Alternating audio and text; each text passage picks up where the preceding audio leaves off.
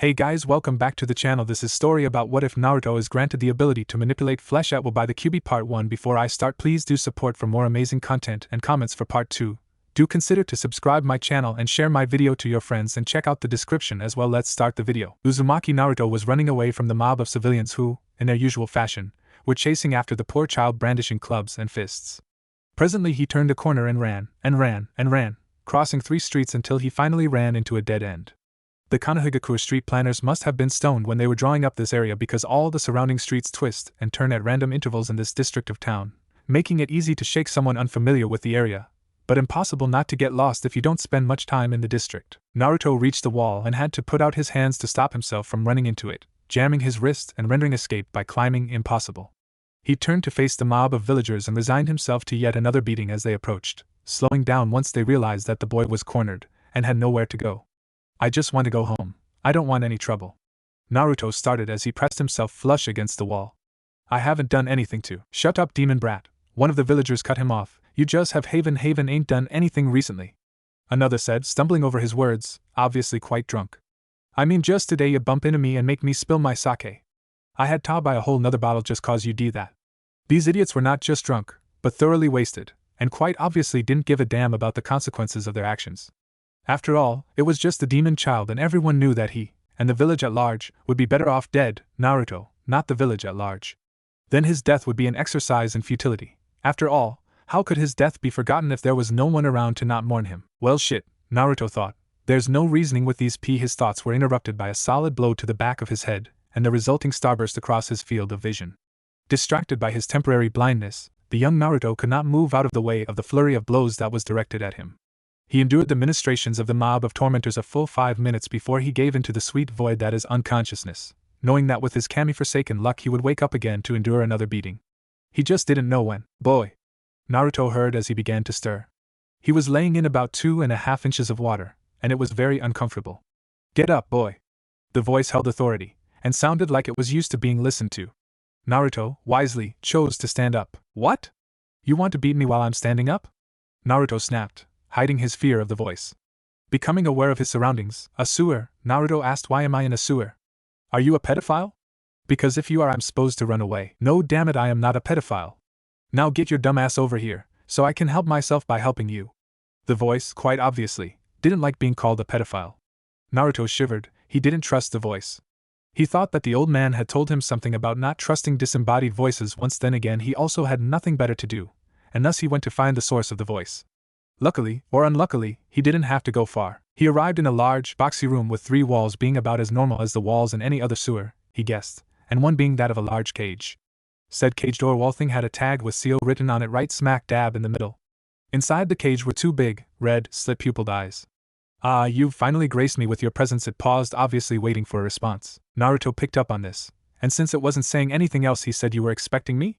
The old man told me not to talk to strangers, and I'm pretty sure that applies to floating pairs of red eyes too. Especially in a sewer. Naruto stopped, with an expression that said he was quite obviously lost in thought. I'm not a stranger. I've known you all of your miserable life. Look at me when I'm talking to you, boy. With a start, Naruto snapped back to reality. This is debatable, and immediately gave the eyes his full attention. Now pay attention. I'm about to teach you something that could very well save your life. Come closer. Naruto walked closer to the cage. Wait, how do you know me? I've never met you before. I'm pretty sure I'd remember. Shut up, boy. The voice cut him off. I'll tell you eventually, but right now we have things to do. This may sting a bit. The tip of a tail pressed against Naruto's forehead, causing an incredible amount of pain to radiate out from the point of contact. It was the worst pain that he had ever felt, moving out from his forehead, towards the back of his head, and then down through his skull. The pain moved from his head down the length of his spine, all the way to ends of his extremities. It was a burning, tearing sensation, and beyond that the pain was indescribable. It feels like my body wants to turn itself inside out, he thought to himself, and succumbed once again to unconsciousness. He was to be disappointed, however, when his eyes opened and bloody tears began to flow from them. Make it stop! He screamed, make the pain go away! He reached out his hand and grabbed the ankle of his nearest aggressor and shrieked. When Naruto made contact with the skin on the man's ankle, all of the pain flowed from his body into his unfortunate, and unintended, victims. The last thing he heard before he went out was the man screaming, music to his ears. Minutes later, 2 masked ANBU were on the scene, and what they saw there could only be described as a charnel alleyway, and if it had been indoors, it would have easily raided Charnel House. Naruto was lying on the ground, beaten and bloody, harmed, but not mortally. Knowing what had happened to him before, they knew that he would pull through. He, however, was not all that unusual. What was unusual was the quivering mass of flesh that his hand was embedded in. It was gruesome. Wet and pulsating, lymph, bile and blood leaked out in small amounts all around the body, if it could even be described as such. Judging by the steady beating of what looked to be a human heart, the rapid inflating and deflating of a couple of fleshy-looking sacs that were probably lungs, the sound of muffled screams coming from inside the ball of flesh, and the flow of chakra through the body, it seemed to be very much alive. What happened here? The NBU who was wearing a dog mask asked. I don't know, but we should probably get Naruto and he shudders, the body to the hospital. The other NBU replied, this one was wearing a weasel mask. Right, I'll grab Naruto, you grab the body. Dog said, hi. They both grabbed their respective burdens and stood up. When Naruto's hand left the body, the flow of chakra into it ceased, but it still didn't die. Not to say that it was still alive. We must inform Hokage-sama of this as soon as possible. It is imperative that he know what happened. Dog nodded, and they both shined off in the direction of the hospital. All that was left behind was a small pool of bodily fluids, and a swirl of leaves. Konoha Hospital, 9 hours later. Sarutobi Hiruzen, the Sandaime Hokage, was sitting in Naruto's hospital room waiting for the boy to wake up. He had to figure out what happened, and who or what did this, or else Naruto was going to be the subject of even more abuse. I mean, what's more demonic than turning someone inside out? As it stands right now, this does not bode well for the boy. He moved towards Naruto's hospital bed, and stopped short. The boy twitched, and then started to moan as if in pain. This does not bode well at all. This child, who had the misfortune of not only being an orphan, but being hated by the vast majority of the villagers for reasons beyond his control, had experienced more than most of his veteran shinobi, and he had yet to see his 7th birthday. As it stands, this incident was likely to draw yet more of the villagers' ire his way, something neither he nor Naruto needed. The Hokage sighed. There would probably be some kind of incident report over this that he was going to have to deal with. He was supposed to have time for his favorite little orange book, by his favorite student, today, but now that wasn't very likely. He let out another sigh. Hopefully Naruto would have some idea of what happened. Otherwise this could lead to something horrible. Ah boy, you're back. I see my lesson helped. Naruto looked up, and saw the same pair of red, slit-pupiled eyes as the last time he was there. He picked himself up off of the ground, and walked towards the eyes once again. I don't even have to ask him this time. I guess if there's one good thing about the kid, he learns fast. Naruto stopped in front of the cell door and stood there, looking the eyes straight in the well eyes. He thought for a second and then spoke up. What's your name? It's kinda hard to talk to you when I refer to you as a pair of eyes in my head. So what's your name? The eyes seemed to be a little surprised at this. He didn't know if it was because the boy was asking for his name, or if it was that he didn't already know who he was. He, being a fox, and therefore inherently deceptive, hid his surprise very well. I am the nine-tailed fox, the Kyuubi. It stated. The Kyuubi waited for the boy's response, not really knowing what to expect since he wasn't displaying the same degree of fear that most did when in his presence. Alright fox, what the hell did you do? You said you were going to help me, but that thing you did to my forehead hurt more than all the beatings I got from the past year combined. How the hell did you help me? Naruto demanded. He was breathing kind of hard and had grabbed the bars of the cage. He was about to continue when the fox tapped the bars, calling for silence. Simply put, I allowed you to defend yourself. What you did to the one instilled fear of you, and what you can do to them in the many. A great being named Machiavelli once said it's better to be feared than loved, and I wholeheartedly agree with that sentiment. I'm sure you will find out what we did when you return to the waking world. The fox said, taking some of the wind out of Naruto's sails. He sat for a few seconds, and let his words sink in. Is that satisfactory? I would like to go back to hating you, and you are making that rather difficult. Naruto thought for a second, wrapping his mind around what the fox had just told him. Wait, so you're saying that the villagers are going to fear me even more now? Why would I want that? The boy inquired, and who's this Machiavelli character? Was he a great ninja? The Kyuubi laughed at Naruto's question. Boy, the villagers fear you for what I did nearly 7 years ago, but after word gets out about the events of last night they will fear you for what you are capable of. Yeah, okay, I get that. Now tell me who Machiavelli is. Naruto said, obviously a bit impatient. Please, he added as a sort of afterthought, how polite of you. Fine, I'll tell you, but only because you said please. Nikolai Machiavelli was a great scholar that predated the Sage of the Six Paths. He literally wrote the book on how to be a successful politician. Something you may want to read if you actually want to become Hokage. The fox said, now, if you're done I'm sure you have some business to attend to in the waking world. Naruto nodded his head and closed his eyes. He faded away as he left his mindscape and returned to the waking world. Naruto tentatively woke up to a soft-ish bed and dry clothes. He slowly opened his eyes and found, to his mild dismay, that he was in the hospital. He looked around the room, noting the lack of a window large enough for him to escape out of, a couple of chairs, and to his mild surprise, the Hokage. Hey Gigi-san, what happened? Ah. Naruto-kun, you're finally awake. The Hokage said, are you feeling alright? Does it hurt to move? The concern in his voice was a tangible thing. It was obvious that the old man was quite concerned for the child. Naruto nodded. I'm fine, Hokage-ji. But you still need to tell me what happened.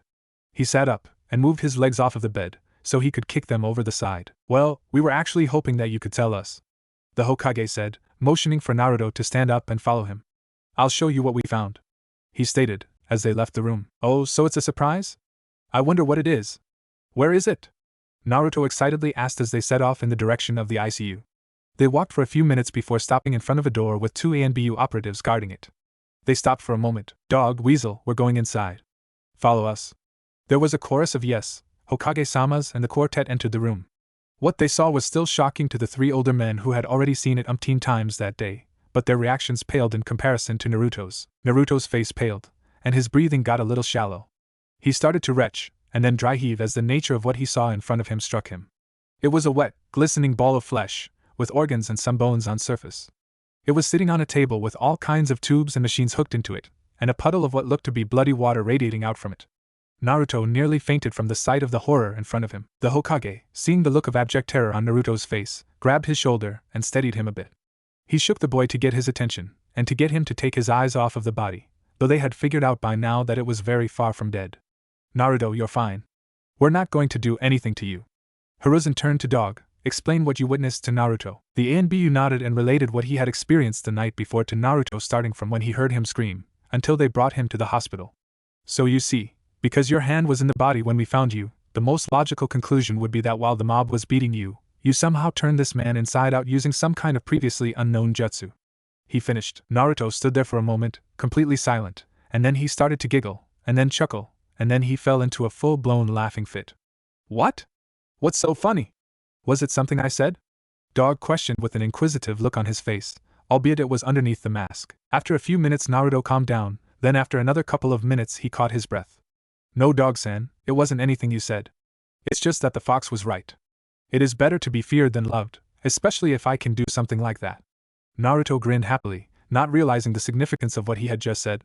Hey, Gigi-san, do you think I could learn how to do that whenever I want? I bet then people wouldn't beat me up anymore. The Hokage just stared at the boy in awe. I am sorry, Naruto, did you say fox? The Hokage asked rather hesitantly. Yeah, I was getting beat up by a mob of people, and then I got hit in the head a few times and I blacked out. When I woke up I was in this sewer with a big pair of red eyes, and the eyes told me that they were going to help me, and then they tapped me on the forehead with the tip of a tail, and I fell unconscious again. Then when I woke up I was in really horrible pain, so I grabbed the closest person to me and the pain went away and I blacked out again. Then I woke up and the eyes told me that they were the Kyuubi, and then I woke up in the hospital.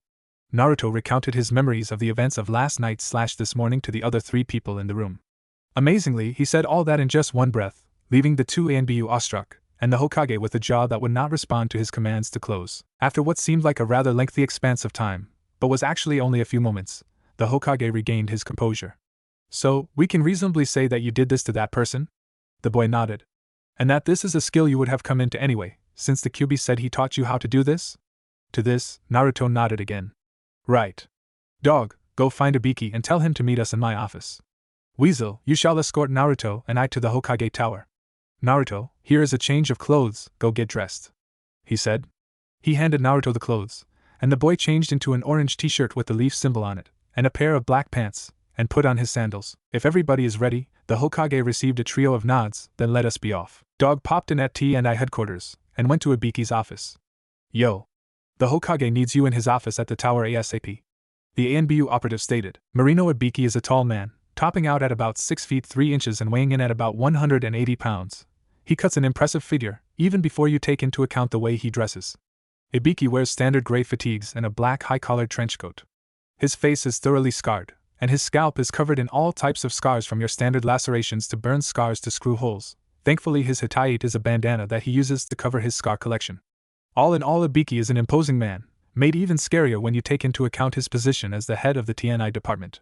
He is not one to be trifled with. I'll be there soon, Ibiki stated. I think it is rather obvious why Naruto could be an asset to TNI in the future, especially if we can find finer ways for him to use his Nikitan. Imagine how fast someone would crack if they were skinned alive. the Hokage asked rhetorically. He knew how fast someone could break from torture like that. He had done it to an enemy shinobi during one of the wars. He shuddered. It was not something he wanted to remember.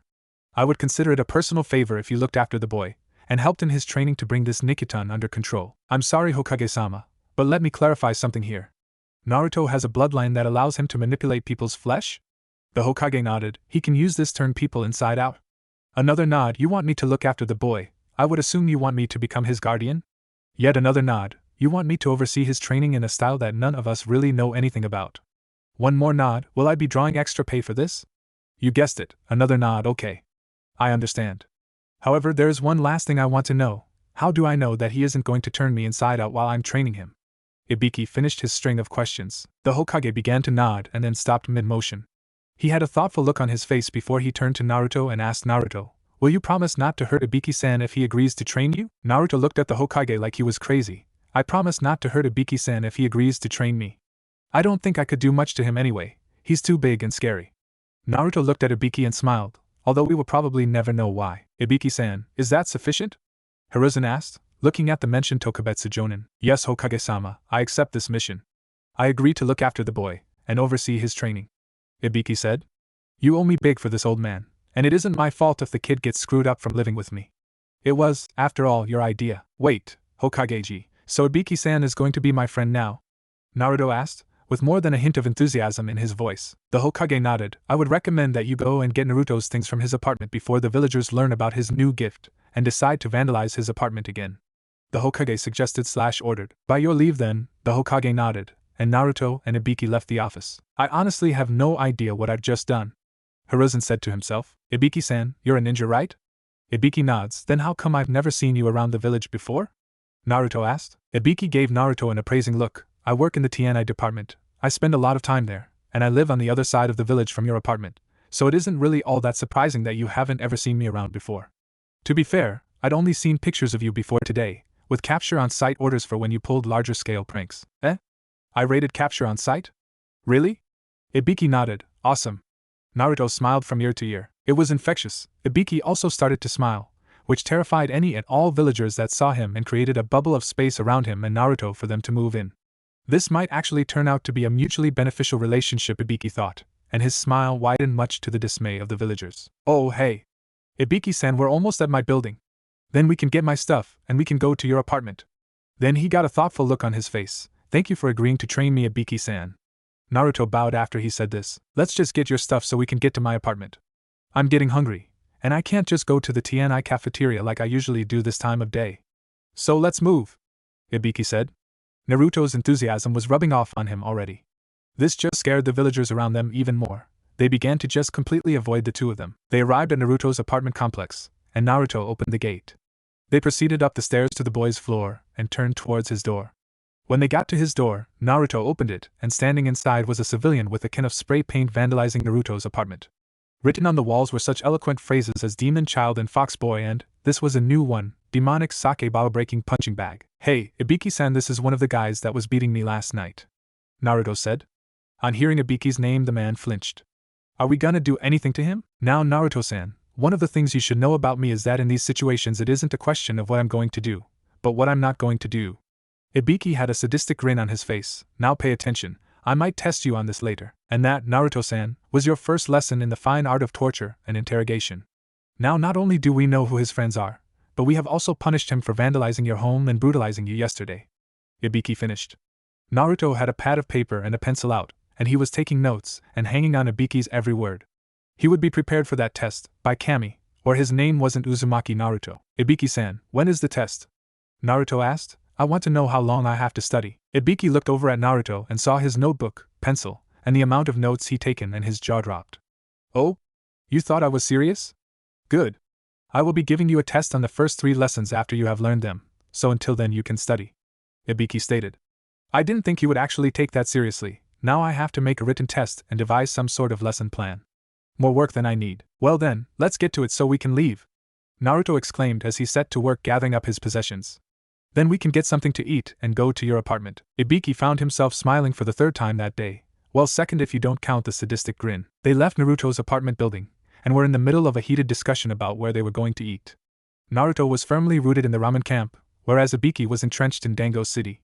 Seeing as there weren't any good restaurants in Kanahagakure that served both, this was turning into a protracted battle of wills. This could not end well for the village. Ibiki paused for a second. Wait, I have an idea. Does Ichiraku Ramen do takeout? Naruto nodded his head. Well then we can have dango and ramen, and neither of us will have to cook. Really?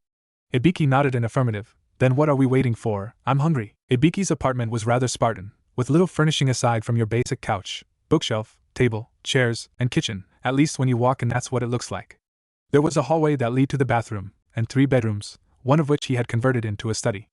Being the head of TNI paid well, and although it wasn't very obvious, the fact that he had 2 bedrooms and a study made it rather clear to see. The apartment was in that comfortable state of disorganization that any single man is familiar with, where anyone who had never been there before would wander around and wonder how you ever found anything. Ibiki didn't get visitors very often, but that didn't mean that he minded having them in any way. Most people just found him rather off-putting, and so he suffered thusly. Presently the 2 new companions entered the apartment, and Naruto was astounded at the interior. He looked around and saw the color of the walls. Ibiki-san, were the walls painted forest green when you bought your apartment? What? Yes they were. Ibiki lied. He didn't want the kid to think he was soft. Wait, it's not even been a day, and the kid's opinion already matters to me? He thought, come on, Naruto-san, let's eat. Ibiki led Naruto to the table and they unpacked the dango and the ramen. He got out a few dishes and some chopsticks, and they proceeded to enjoy their meal. Both of them acknowledged that the other's preferred food had its merits, though either of them admitted it out loud. After they finished the meal, Ibiki gave Naruto a tour of his apartment. As he led Naruto down the hall, he pointed out the doors. The door on the right is my study, at the back of the hall is the bathroom, the door next to the bathroom on the left is my room, and then this door, he pointed to the first door on the left, is now your room. Eh? So I really get to stay here? Naruto asked with quite a lot of incredulity in his voice. What have I gotten myself into? Ibiki asked no one in particular, then to Naruto he said, yes, you get to stay with me from now on. The Hokage thought it would be a good idea for me to see to your training and well-being since I can teach how to use your special skill set to its fullest as a tool for torture. He handed Naruto the storage scroll that they had put all his things in. Unpack and go to bed. Tomorrow we stop in at TNI first thing in the morning, and then your training starts. Naruto could only nod, because the sadistic grin on Ibiki's face honestly scared the living shit out of him. Ibiki's apartment. The next morning, Naruto was yanked from a sound sleep by the sound of pounding on his door. He opened his eyes and proceeded to panic until he remembered the events of the day before. This is my room in Ibiki's apartment. So it wasn't a dream. Hey brat, get up. It's 4:30, we're going to be late. Ibiki yelled. 5 more minutes, Naruto groaned. It definitely wasn't a dream. Hey brat, if you don't get up now we won't be able to eat breakfast. Ibiki trailed off. He heard Naruto gasp, then he heard clothing rustling and heavy footfalls moving rapidly around the room. He stepped back from the door just in time to miss getting hit full-on in the face. The kid was out and fully dressed at the mention of food. Ibiki looked down at his watch. Wow, under a minute, I'll have to remember that one. He looked over to Naruto again. Alright, let's go eat then. Follow me boy. Ibiki led Naruto out to the kitchen and in immediate assault by the smell of toast and eggs. Naruto grabbed a seat at the table and served himself, with Ibiki following suit a few moments later. Thank you for breakfast, Ibiki-san. Naruto said in between bites. So what are we going to do today? Are you going to start training me? Are we going to have another lesson? We are going to start your training today, yes, and if you're lucky we will have another lesson, but first we have to go to the TNI building. I need to leave orders for my subordinates, and the details of where they can find us if they need me. Ibiki answered, we have to finish breakfast before we do anything though, so eat faster. Naruto nodded and proceeded to shovel down the rest of his food. Done, let's go Ibiki-sensei. The sooner we leave, the sooner we can get started. Ibiki glanced up at the boy, glanced down at his watch, and thought if he learns as fast as he eats training him will be no trouble at all. After the duo had cleaned up breakfast, they were out the door and headed off towards TNI. Luckily, but knowing Ibiki it was probably by design, Ibiki's apartment complex was located quite close to their destination, so they didn't have to walk far. When they arrived at the TNI building, Ibiki pulled out a rather large key ring that had a sizable amount of keys on it. He chose a rather unassuming, average-looking key and unlocked the door. Hey, Ibiki-sensei, what do the rest of those keys do? Naruto asked, gesturing at the key ring. Nothing, well except for the one that opens my apartment. The rest are just for show. Ibiki replied. Upon hearing this, Naruto's jaw unhinged and nearly fell off his face. He had to force it back into place before he could respond. Ibiki-sensei, that's a great prank. I bet if anyone ever tried to steal your keys they'd get frustrated and just return them. Naruto grinned up at Ibiki. Maybe you could help me with some of my pranks after all. At this, Ibiki cracked a smile. You could be my accomplice, or at least my man on the inside. Maybe I could, Ibiki said with a dismissive tone, but we have more important things to do than think about pranks. Come on. Ibiki opened the door and ushered Naruto inside. To say that it was a pleasant-looking building would be imbecilic. The entranceway of Tianai was a place meant to incite fear and crush hope. The walls were painted black, every edge was hard and angular, all of the corners were sharp, all of them.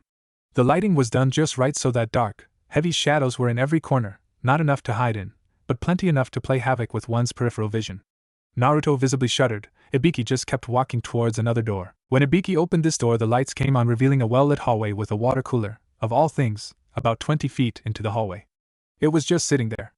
Ibiki got about halfway to the water cooler, and realized that Naruto was still standing there in front of the door. He followed the boy's line of sight, and realized he was looking at the water cooler. "Hey, Naruto-san, why are you just standing there? We've got things to do, you'll have plenty of time to gawk later." Ibiki snapped his fingers for effect. Naruto shook his head and then nodded. "But it just seems so out of place," Naruto muttered to himself, as he closed the distance with Ibiki. They started walking again and stopped, again, on the other side of the cooler. On the wall was a bulletin board covered in all sorts of notices and announcement, with a few wanted posters in the mix. Ibiki pulled a note out of his pocket, and tacked it onto the board, right in the middle. Naruto read the note aloud to himself. "To the Tianai department, the Hokage has assigned me an important mission that I am to perform every morning for the foreseeable future. It is off-site. Mitarashi Anko is in charge when I'm not on the premises. If necessary, you may forward my appointments to Training Ground 13. Ibiki." Naruto finished reading the letter, and then looked over at Ibiki. "Hey, who's Mitarashi Anko?" "She's a crazy lady who happens to be my second in command. You'll probably meet her this afternoon." Ibiki set off towards the door with Naruto in tow. Now the fun begins. Naruto cringed. Anko was sprawled out on her bed, still very much asleep. A ball of dust floated down off of her ceiling fan and landed on her face. She sneezed, shook her head, and went back to sleep. "All right, first things first. Stamina training. We are going to run 3 laps around the village, and then we hit the library," Ibiki declared. For his part, Naruto was startled. "You're going to run in that, Ibiki-sensei? Isn't that kind of uncomfortable?" Naruto asked, looking at Ibiki like he was nuts. "No, it isn't uncomfortable. I kind of got used to it," Ibiki said, trailing off at the end. "How come we're going to the library for stamina training?" Naruto asked. When he didn't immediately get an answer, he realized that Ibiki had already started running. "Hey!" he yelled. "That's what you get for not paying attention. For that we are going to run 2 more laps," Ibiki called back. Naruto groaned, and set off after his sensei. The library, 2.5 hours later. "What are we getting here?" Naruto inquired, as they walked into the library. He was sore and out of breath from the run, but still had enough enthusiasm to be curious. "Books," Ibiki replied. He wasn't even winded. "On what?" Naruto continued, not satisfied with the first answer. "Chakra control, psychology, anatomy, taijutsu. That kind of stuff," Ibiki replied. "How is that stuff gonna help me be a better ninja?" Naruto asked. He was getting a little frustrated. "It's going to make you a better ninja by making me a better teacher," Ibiki answered. He was starting to get a little exasperated. "Remember, you're getting paid for this, you can put up with it." "Oh, so you're not a good teacher, Ibiki-sensei?" Naruto queried. "I don't know, you're the first student I've ever had that isn't already a chunin. We are both in new territory here," Ibiki answered. Now that was just uncalled for. "Maybe he's trying to get inside my head." "That still doesn't explain how the library is stamina training," Naruto grimaced, remembering his question from before they started running. Ibiki grinned. "You'll find out," he said, as he handed Naruto a stack of books. "Carry these." And this is where the training montage really starts. As they left the library, Ibiki leading, and Naruto following him with the large stack of books that they checked out. Judging by the books they had checked out, Naruto was to be taught about chakra control, taijutsu, ninjutsu, psychology, anatomy, and basic medicine. Ibiki was explaining to the blonde child how all these subjects tied into his ninja training and how they would help him in not only learning to control his new abilities, but to use them to his advantage. Once Ibiki finished explaining the purpose of all the different subjects he was to study, he began lecturing Naruto on the nature of chakra, how it was divided into 2 types, physical chakra, which is the chakra in one's body that is increased by training and exercise, and spiritual chakra, which is the energy of the mind and experience that is increased by learning, meditation, and, of course, experience. As Ibiki finished his lecture on chakra, the duo arrived at Training Ground 13. He motioned for Naruto to set the books down on a flat rock. He picked up the book on chakra control and flipped to the first exercise, leaf clinging.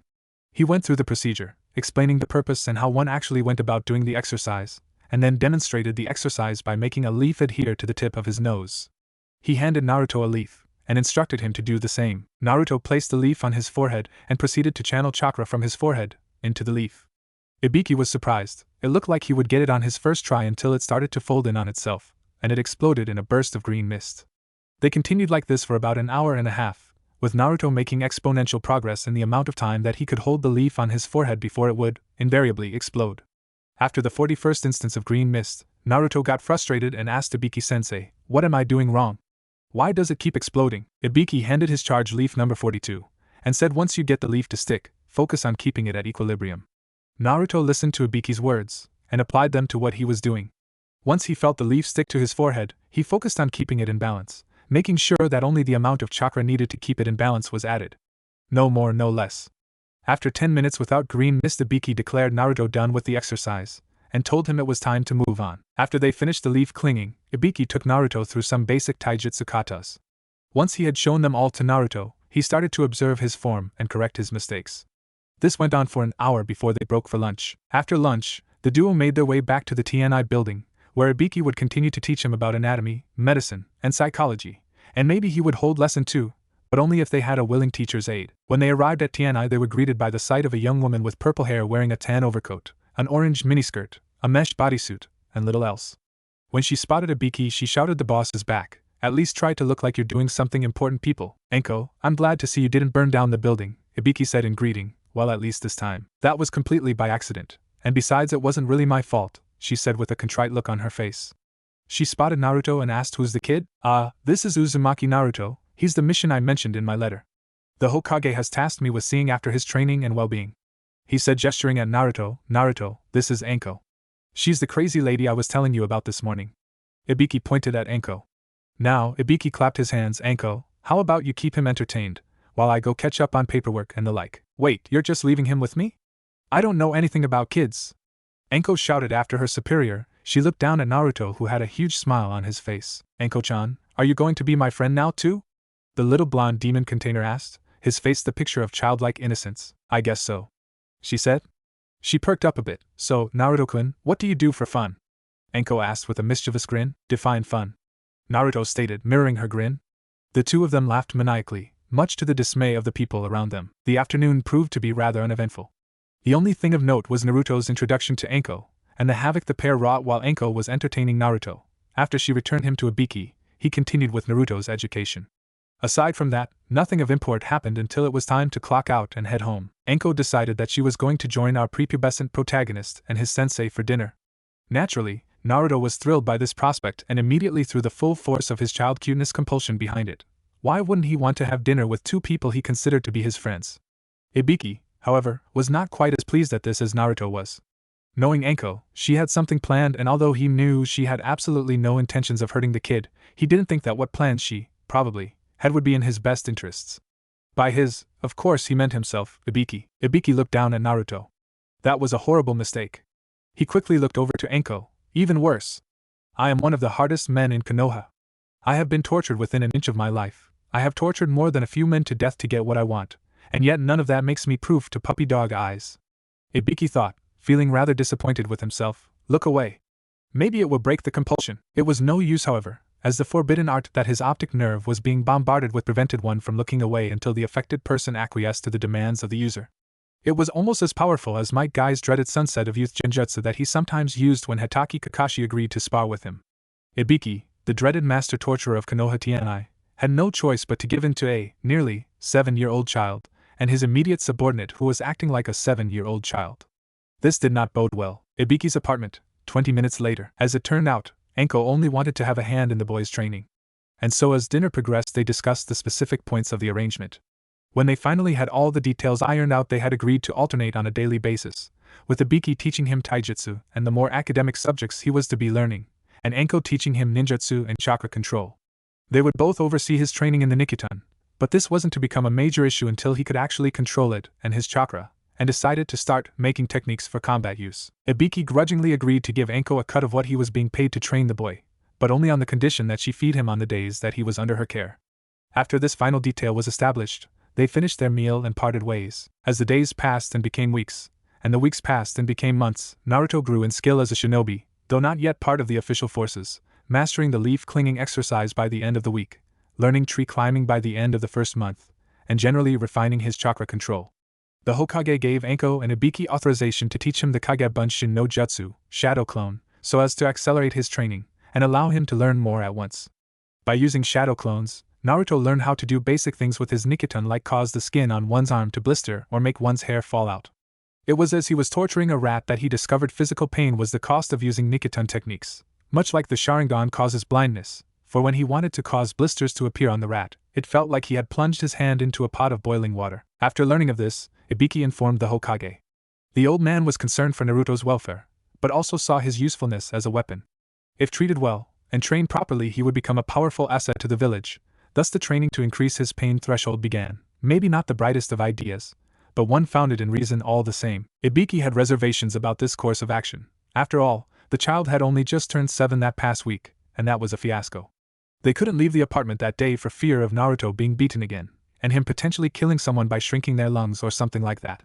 However, after informing Naruto about what the Hokage had suggested, and weighing the benefits such as not falling unconscious in the middle of using his bloodline, potentially saving him and his teammates' lives and not giving a rat's ass about beatings anymore, and the costs, shortening of his already stunted childhood, this kind of training ages people mentally, and the sheer amount of pain that he would experience.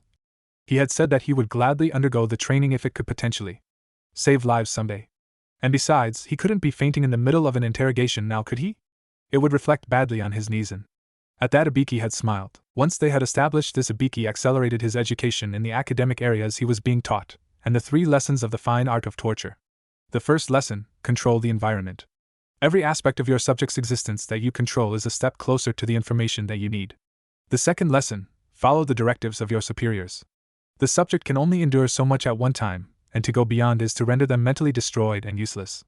Get the information within as timely a manner as possible, and dispose of the subject in the manner specified by your superiors, whether it be execution or held for ransom until their home village decides to pay for their return. The third lesson, be the master of your emotions. Showing the slightest hint of emotion to the subject shows a flaw in your control. If they can get you to show emotion, then they have gained control over an aspect of their environment, their existence. That deviates from the first lesson. To show emotion is to show weakness, and to show weakness is to lose the information. To lose the information is to deviate from the directives of your superiors. To deviate from the directives of your superiors is treason. To go against the third lesson is to commit treason. Treason earns you a chair in TNI on the other side of the table. He had also taught him rudimentary psychology and anatomy by the end of the first months. To know the body and the mind is to know the subject. If you can inflict both physical and mental pain with the same action, i.e., pull the still beating heart from your subject's chest and hold it in your hand while it continues to pump blood throughout their body, connect it to all the arteries and veins and shove it in their face, then they are bound to break. Anko hadn't let up either. Before the pain training was set to start, she had him working double time on his chakra control. By the end of these first months, Anko had him running up trees while holding leaves on his body in 3 different places. The kid was a fast study, and he was just beginning to get the water walking when they started the pain training. Pain training consisted of endurance training of various sorts.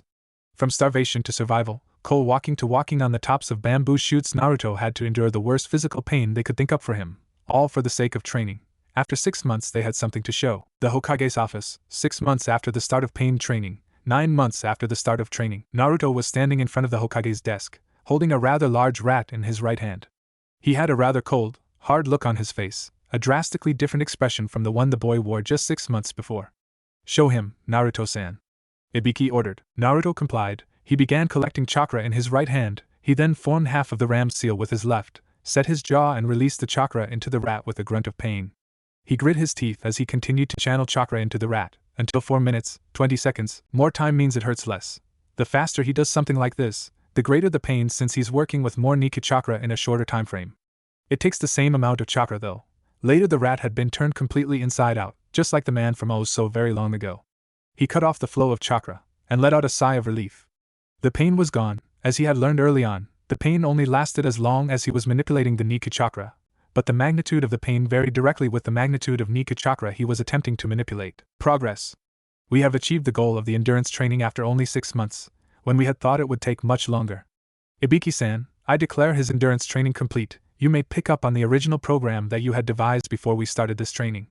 The Hokage paused, then looked over at Naruto. I'm proud of you, Naruto-kun. You have gone through more these past 6 months than most shinobi go through in 6 years. You will make a fine shinobi someday, and you shall be an asset to this village. Thank you, Hokage-ji, Naruto said. He smiled, a warm smile though the previous look of hardened determination was still detectable. So do I get to start at the academy come this fall? The Hokage looked at Ibiki, then he looked down at Naruto, and smiled. I was actually going to suggest to Ibiki-san that he enroll you next term. You shall enter the academy, Naruto-kun. I've no doubt that you shall do well. He looked at Ibiki. In the meantime, you shall do as I ordered and continue his training in the original fashion. Yes, Hokage-sama, the two chorused. They bowed and took their leave of his office. Accelerated time. They picked up his training where they had left off 6 months ago, and began to teach him ninjutsu, mid-level taijutsu, and water walking. They had foregone his original academic subjects in favor of academy subjects such as history and mathematics, and had decided to just keep him sharp on what he already knew, but to not teach him anything new in those areas. After the 6 months of endurance training, Naruto did have more stamina, but he was a little rusty in some areas, namely taijutsu on account of the extreme amount of strain that the pain training caused. So instead of really getting anything new done in those few months between his demonstration in the Hokage's office and the start of the academy, Naruto focused mainly on learning some ninjutsu and getting back up to snuff with his taijutsu. He had, however, mastered water walking by the time the academy started, and thus those 3 months were not completely spent on getting back in shape. Physically at least. The mental strain caused by the amount of pain he had endured on a daily basis for over 180 days was a different story. Since he was going to be interacting with other children his age, they had to educate him in the lost, to Naruto, art of interacting with one's peers. This was not something either of his senseis were particularly good at, but they did have an excellent working knowledge of what not to do, and through this Naruto inferred a few things that he could do with people his own age. He could not practice Nika's style on his peers. He could spar. He was not to mindfuck his classmates. He could provide peer counseling, with consent. He was not to go out of his way to terrify his classmates. He could smile at them. Above all, though, he was not to kill them without provocation, though he could play insanely brutal pranks on them. The academy was meant to socially re-educate Naruto, to stabilize him after all he had been through. This was to work out well. Mostly, the academy, 3 months after the end of endurance training, 1 year overall. When the first day of the academy rolled around, Naruto was up bright and early. He had changed his wardrobe since he first started training. Gone was the copious amounts of orange. Instead he wore a black duster coat with orange trim, a pair of boots because he was rather fond of his toes, a simple pair of leather fingerless gloves, a forest green shirt, Ibiki had insisted on this, and gray fatigue pants. The only thing that marked him as the same small, rather malnourished child from a year ago was the whisker marks and the blonde hair. He carried himself differently. He had grown taller since he had started eating right. Now he was slightly above average height for someone his age, and he was rather fit, with little fat on his body. He was a far cry from the miserable child he had been a year ago. Now he was physically strong, mentally strong, and wore a hardened expression that did not belong on the face of one so young. There was very little the villagers could do to him that he hadn't already experienced, and so he walked with his back straight, and a determined smile on his face. He returned the glares of the few villagers who were up at this hour with the confident ease of someone who knows how much pain they can readily inflict upon someone, and made his way to the academy. He arrived at 7 a.m. a few minutes before his sensei, Yumino Irika. He engaged him in polite conversation, and found out that classes were to start at 8. After about half an hour other students began to file in. The first of which was a pink-haired girl he immediately disliked. In his mind he categorized her as soft and easily broken. Close behind her was a blonde-haired girl, who appeared to be rather enthusiastic about being there. He put her into the category of slightly less soft. After her was a trio of males. One had the clan markings of the Inuzuka on his face, making him fall into the category of slightly harder to break. The second boy had the girth of an Akimichi, making him breakable as soon as he was separated from food. The last boy had the bleary-eyed, disinterested look of the Nara clan on his face. If Naruto had to interrogate him, he would liably get as much information out of the Nara as he got out of him. He went on the list of potential acquaintances. Next was a rather shy-looking Hyuga whom he vaguely remembered from somewhere. Ibiki-sensei had once told him not to mess with the Hyugas, so she went on his list of people to befriend as well. Right behind the Hyuga was a pale boy in a large, high-collared coat wearing glasses. He looked to be an Aburame. He could be dangerous. The last person of note was an Uchiha who looked like he styled his hair to look like a duck's hindquarters. Naruto immediately disliked the boy, and decided that if he was ever the subject of an interrogation he would beg Ibiki to let him do the honors. 8 came and went, and he found out from the roll call that the Nara boy's name was Shikamaru, the Akimichi was Choji, the Hyuga was Hinata, the other blonde was Yamanaka Ino. The reason he hadn't recognized her was that she wasn't with the Nara and the Akimichi, and the Aburame's name was Shino. He still didn't care what the pink-haired girl's name was, and the Uchiha's name was Sasuke or something like that. After roll, Irika proceeded to lecture them on history and mathematics and the like, and Naruto zoned out seeing as he had already studied these things rather thoroughly over the course of the 3 months between the end of his endurance training and the beginning of the academy. Irika called on him once, and he just stared at him like he was doing something worthy of his unending ire, and then calmly stated the whole answer, touching on every different interpretation that could reasonably be expected to be given. He then continued to zone, thinking of different ways to strip the flesh from the human form, or contort bodies in ever more painful ways. Occasionally he would let out a slightly bored sigh, or rather disconcerting giggle, but otherwise he sat in silence. Around noontime they broke for lunch. Naruto ate his fare, climbed a tree, and sat there until the Nara asked him to come down. Why should I? Naruto called back down, a smile of sorts on his face. Because it would be troublesome to climb up the tree and pull you out, Nara lazily said back. He looked about as bored as Naruto did. But why do you want me to come down? Huh. No one wants me to do anything with them, Naruto said back. He was beginning to get interested in the conversation. The boy may be bored, but he definitely wasn't boring. Come down and I'll tell you, the Nara said. He was holding on to his information to use as a bargaining chip. A rather commendable tactic for one so young. Fine then, but you better have a good reason for getting me out of this tree. I really like it up here, he stated as he jumped down from the tree, bending his knees as he hit the ground, then standing up straight. Now what do you want? Let's go watch clouds. All these people are troublesome. Except you. You're quiet, he said, with a lazy sort of almost smile. He turned around and walked off. Naruto followed him, seeing as he thought that the Nara, Shikamaru, was worth knowing. They walked off to an open spot, sat down, and turned their eyes toward the sky to watch the clouds. That one looks like a thumbscrew, Naruto said, pointing to a cloud. And that one looks like an Iron Maiden, he pointed at another. Shikamaru chuckled. He pointed out a cloud. That one looks like an apple. He pointed out another, and that other one looks like a kunai. The one next to it is too troublesome to identify.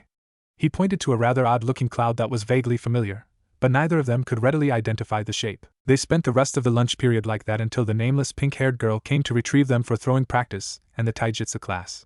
The other instructor, Mizuki, paired Naruto with Sauceface, or whatever the hell his name was, for the sparring session, probably trying to sabotage Naruto's confidence on the first day. He obviously doesn't know him very well. Naruto took a rather comfortable stance. With one hand in a loose fist, the other hand he left open, so he could grab Sauceface's arm and peel the skin off of it if he got the chance. His style centered mainly around making contact to channel Nika chakra into his opponent. He didn't so much care about the strength of his individual hits as much as he cared about just landing as many hits as possible to kill through superficial wounds. One of the rules he was supposed to follow was not to kill a classmate without provocation. While Naruto was contemplating all that, Gay Sauce got bored with waiting for him to strike first and charged at him. At the last second, Naruto channeled Nika chakra into his foot, caught Sauce Duck's arm in his open hand, pulled him forward, and kicked him in the back of his left calf. He cringed at the transfer of the flesh chakra, but the effects were instantaneous and well worth it. Saucepan's lower left leg became an atrophied twig at the touch of Naruto's foot. He stumbled as he tried to keep moving, but his now incredibly weak leg would no longer hold his weight. He fell flat on his face, and Naruto placed his foot in the small of his back. Submit, he demanded, scowling at the boy who wore a duck's ass on his head. No! I won't lose to some clanless nobody like you. I can't! He yelled back. His voice was slightly muted since his face was pressed into the dirt, but Naruto could hear the arrogance, scorn, and even mild disbelief in his voice as he said his piece. Very well, Naruto said with ice in his voice. He channeled Niku chakra into his foot and grit his teeth at the pain of the transfer of energy. Small cuts began to open in his back as Naruto channeled the chakra into Sauceboy's back. Soon after he started, the back of his shirt was soaked in blood. He removed his foot from the Sauce Tag's back and called over to Iruka, Sensei, Sauce Jam needs to go to the infirmary. He hurt himself while we were sparring. Iruka walked over and saw the slowly expanding pool of blood around Sasuke. What happened? He asked Naruto, a rather concerned and confused look gracing his face, making him look like someone that would be easy to break in an interrogation room. Iruka glanced over at Naruto and spotted the appraising look on his face. What? What are you looking at? I'm sizing you up, Naruto answered. Sauce ass tripped and hurt himself. He partially lied. He turned around and walked off towards the rest of the students. Some of them were looking at him in awe, others were sending hateful looks his way. All were impressed that the boy none of them had ever met before had beat Sasuke on the first day of the academy. It was unheard of for an Uchiha to be bested so soundly, with so little effort. If Sasuke could even remember the barest hint of what happened that afternoon, he was bound to hold some kind of grudge. Naruto expected, nay, looked forward to it. It would make life interesting. As Naruto was leaving, he bumped into the Hyuga girl. He stumbled a bit, and then apologized. I'm sorry, Hinata? She nodded her head. I'll watch where I'm going next time. See you tomorrow. I'm going to get something to eat, he told her as he walked off towards Ichiraku Ramen. Tuchiajizin. I want 4 bowls of beef ramen to go, Naruto shouted as he entered the stand. He sat down and proceeded to wait for his order. Ayam walked out and looked around for a moment. She perked up when she spotted her favorite blonde-haired child and walked on over to the boy. Naruto-kun. You're ordering takeout today? She asked with a broad smile on her face. Yeah. I'm going to go get some dango and have a picnic this evening. Gonna go to my spot and enjoy myself, he said with a grin. Today is an important day for me. I beat an arrogant asshole in a fight this afternoon. Really? Who? I asked. Did he try to beat you up? Were you defending someone? I looked at him expectantly. Yeah, we were sparring at the academy and I was paired with this Uchiha brat and I beat the crap out of him. It was satisfying seeing him squirm at the end, but then he stopped moving and got really quiet. Don't worry, I didn't kill him. He paused. I made sure not to kill him. If I did, then I wouldn't be able to have fun with him in the future. Your definition of fun has changed a lot over this past year, hasn't it, Naruto-kun? I asked, with a look of concern on her face. Aye, that it has.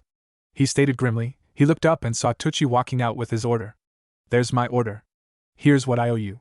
Naruto put a few bills on the counter, grabbed his bag and left for the dango shop. Half an hour later he had purchased his dango and gone to the Yondaime Hokage's head to sit down with his meal. When he arrived there, Ibiki was already waiting for him. Ibiki-Nizan, did you hear about what I did today? Naruto asked rather enthusiastically. He had a broad smile on his face that now only ever appeared when he was around Ibiki or Anko. No, I didn't, Naruto-kun, but I bet you're going to tell me, Ibiki said. He actually wanted to hear about the kid's day. The boy had brought a little bit of light into his rather bleak life, and it saddened him that he darkened Naruto's in a similar fashion. In a word, it was depressing. Naruto recounted the events of the day to Ibiki, going into great detail about how he thought each of his classmates would fare in an interrogation room. Then he talked about how he had become friends with Shikamaru. Then he got to his fight with Uchiha Suzafone. It was child's play. Ibiki-Nizan, the boy rushed me, leaving himself open to my counter-attack. I disabled his left leg, placed my foot in the small of his back and asked him if he would surrender. Naruto paused and donned a rather sadistic grin. He refused, so I channeled some Nika chakra into his back and gave him something to remember me by. Ibiki grinned.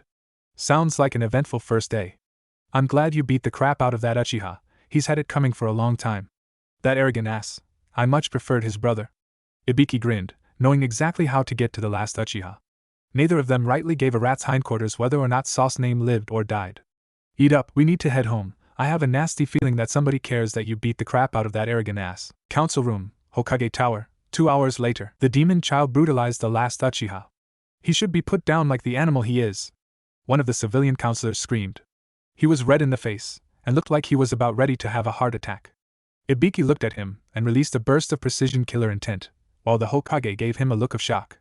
Naruto looked at the offending civilian and gave him a warm smile, the very picture of innocence. The Hokage knew that Naruto was aware of the Kyuubi, but it wouldn't do to stop enforcing his laws now. Naruto, disregard that man's comment. He is just yet another one of the idiotic villagers that harbors misbegotten hatred towards you.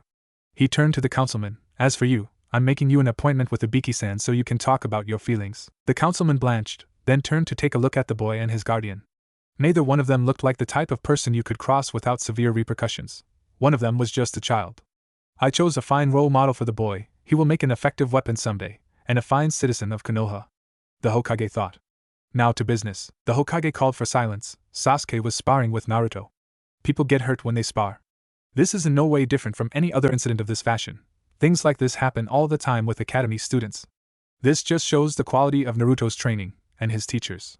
He nodded at Ibiki. The civilians were outraged at this. One of them, another pink-haired female that bore a striking resemblance to the one from the academy, was especially pissed off by this sentiment. How can some clanless child defeat the Uchiha heir? This is impossible. He must have cheated somehow.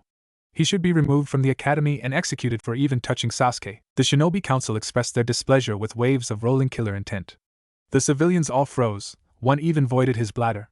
When all the grumbling died down, one of the clan heads, Hyuga Hayashi, spoke up. I move that we end the meeting on the grounds that it should have never occurred in the first place. Seconded. Inuzuka-san called out. All in favor? The Hokage queried. All the shinobi in the room rose their hands. All opposed? The civilians raised their hands. I will break the tie then. I vote to adjourn the meeting. The meeting is adjourned. Good night. The Hokage got up and walked out before anyone could voice their dissent, gesturing at Ibiki and Naruto to follow him out. After they were a safe distance away from the council room, Hiruzen smiled. That went well, I think. Naruto and Ibiki nodded, about as well as we could have expected it to go. Ibiki stated. We shall proceed as planned then? Naruto asked, a mischievous look in his eye. Aye, Naruto-kun, we proceed with the plan. Don't draw any more attention to yourself, but make them know that what happened today was not a freak occurrence. The Hokage stated. He had a more thoughtful look on his face. Just keep your Nikiton under wraps. We don't want word to get out about it. There are enough assassins after you as it is. We don't need the other villages to bolster their ranks with kidnappers. Yes, Hokage-sama. Naruto bowed, and the trio parted ways. Naruto and Ibiki headed off towards their apartment, while the Hokage went to his office to review the plan and spend some time with his favorite orange book, Accelerated Time. Over the course of his academy years, Naruto quietly excelled. He did well enough in his classes, making sure that he never left the upper end of average by purposefully screwing up at the ninjutsu and academic tests, but always allowing himself to shine in taijutsu. As time progressed, he actually became friends with Shikamaru and Hinata, mostly because he actually made an effort to socialize with the two of them. The three of them would eat together, train together, and spend time together outside of the academy. Ibiki became friends with Nara Shikaku, and became acquainted with Hyuga Hayashi, mostly so he could assure them that Naruto was not a threat to their children. Naruto proceeded with the Hokage's plans as well. He gathered information on his classmates, gauging their strengths, weaknesses, and mental state, for the ultimate goal of who they would be paired off with when it came to team selections, and which Jonin senseis would get each team. It was a good plan, a smart plan, and only a small component of the Hokage's overarching grand plan. Regardless, time continued to march on, and as Naruto grew socially and mentally, he also grew physically. Although he did not change his wardrobe, over the course of his academy years he grew out of 3 duster coats. By the end of his academy years, he was about 5 foot even, and he had filled out pretty well. He had developed a few good ways to utilize his Nikiton, like his Saimitsu Eshi, precision necrosis, which literally rotted the flesh off of the affected part of the body, or his Hifen no Jokyo, reoving of skin, technique which literally peeled the skin off of a person, leaving the muscle, bone, and blood vessels behind it. He had made incredible progress in mastering his original Nikiton technique, which he had named Tannen Niku, flesh turning. He could now reverse the process, and partially turn people inside out as well. It was, however, incredibly painful, and it was not something he could do often. The academy did a lot of good for Naruto, and to his dismay, it was over seemingly before it started. The academy, 4 years later, the day of the genin exam. Naruto arrived early for the exam, prepared for what was to come that evening. He had it planned out so that he would do well, but nowhere near the top of the class. The written portion he would go out of the way to screw up on. He planned on winning his bout for the taijutsu portion, and the ninjutsu portion, well, he would be fine as long as they let him use the Kage Bunshin instead of the regular Bunshin. Confident as he was, he still had a nagging feeling that something unpleasant was going to happen that the evening. He knew that he would graduate that day. There was no way the old man wouldn't let him, but he knew that the day wasn't going to be over when he got his Hitaiite. He was shaken from his reverie by Irika calling for silence. He handed out the test and told them to begin. The test was not particularly difficult, complex mathematics, historical analysis, and the like.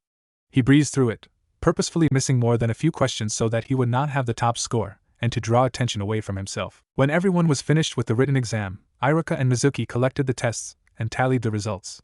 Naruto was 6th in the class, and comfortably satisfied with that outcome. When the Uchiha found out that Naruto wasn't dead last, he was seething, and when he went to Irika and accused him of cheating, he chuckled.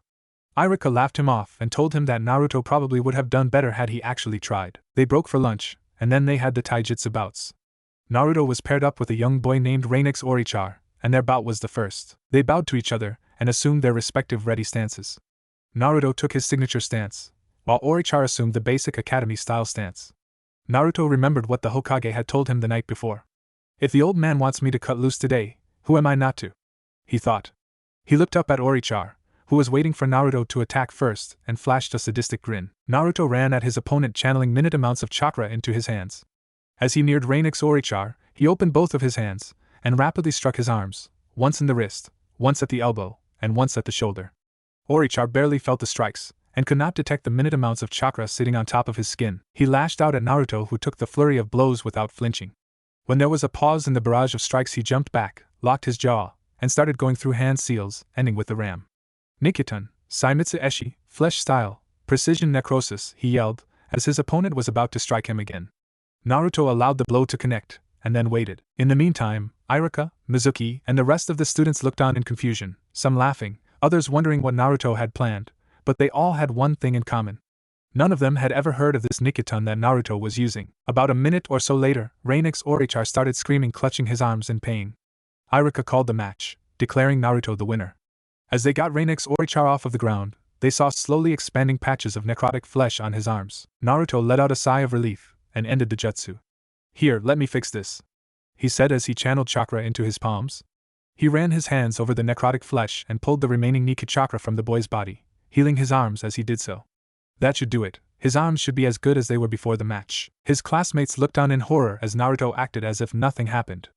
Naruto smiled, and walked off to sit down and watch the rest of the matches. Shikamaru and Hinata both soundly trounced their opponents, as did Saucejar and the rest of the more prominent members of their class. They moved on to the ninjutsu portion, and as they moved down the list, Naruto waited for his name to be called in a patient manner. Shikamaru and Hinata both passed with flying colors, and all the people that he thought would pass did. When the Uchiha was called, Naruto began to prepare himself for his turn in the room. He had already made arrangements to substitute the Kage Bunshin for the basic academy Bunshin, so he would have no trouble there. Iruka had also agreed to fix his scores so they would be slightly less than perfect for the ninjutsu exam too, so all he had to do was wait for his name to be called. He didn't have to wait for long, as the Uchiha came out with a self-satisfied smirk on his face and said, "Beat that dope." He was obviously confident that he would be top of the class, but Naruto didn't care. He walked in a moment later when they called his name. "All right, Naruto, henge into that chair," Iruka ordered. He pointed out a chair sitting off in one of the corners. Naruto complied and turned into an exact replica of the chair. "Okay, your henge is good. Now do the kawarimi." Naruto did the hand seals for the kawarimi, and substituted Iruka for himself. "All right, I knew he was going to be fine for those two. As long as he still fails the Bunshin, my plan can continue without any changes."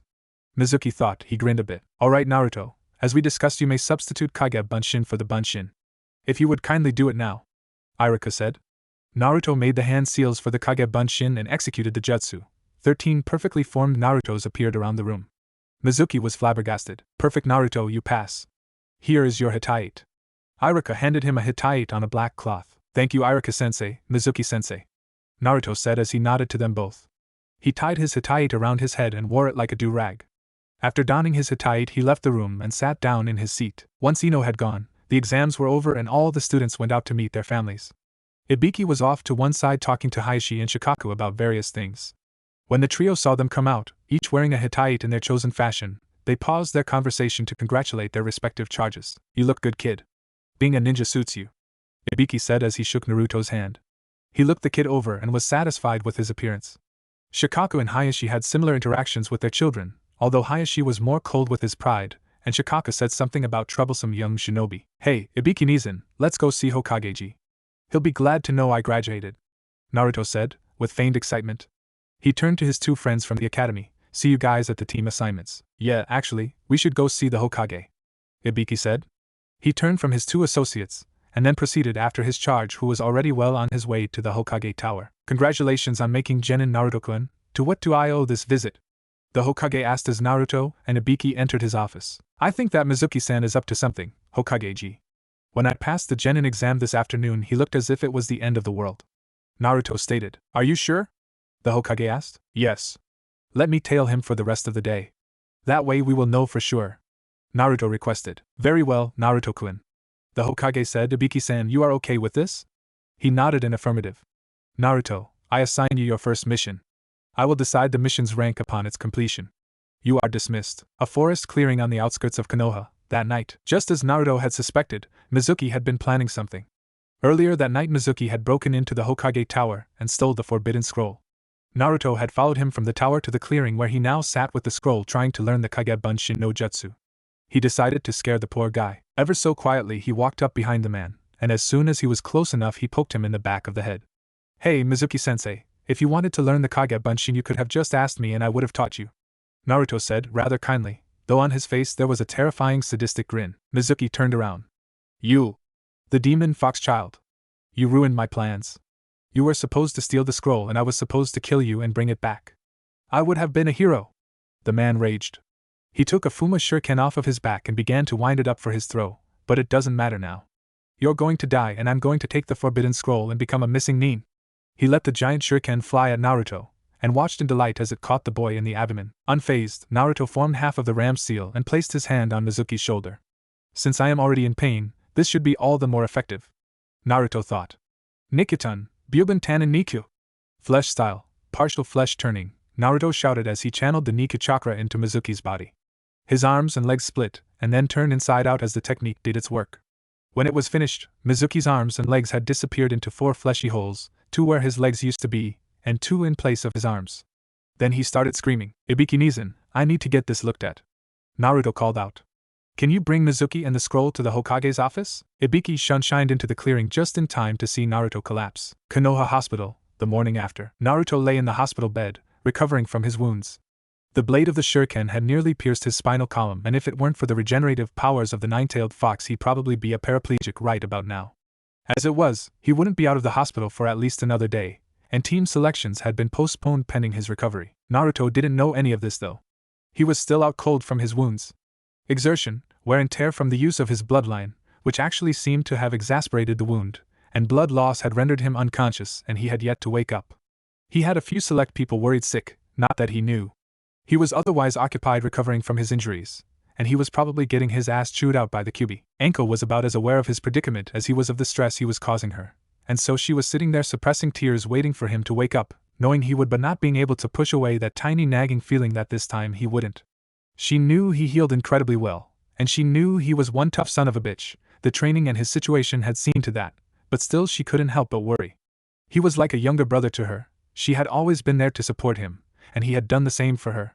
Yet she felt that she had failed him somehow in this situation, that if she had been there he wouldn't have been hurt. Hell, this was how she felt every time the kid got hurt. Well, at least since the incident with the weight. Is the kid waking up?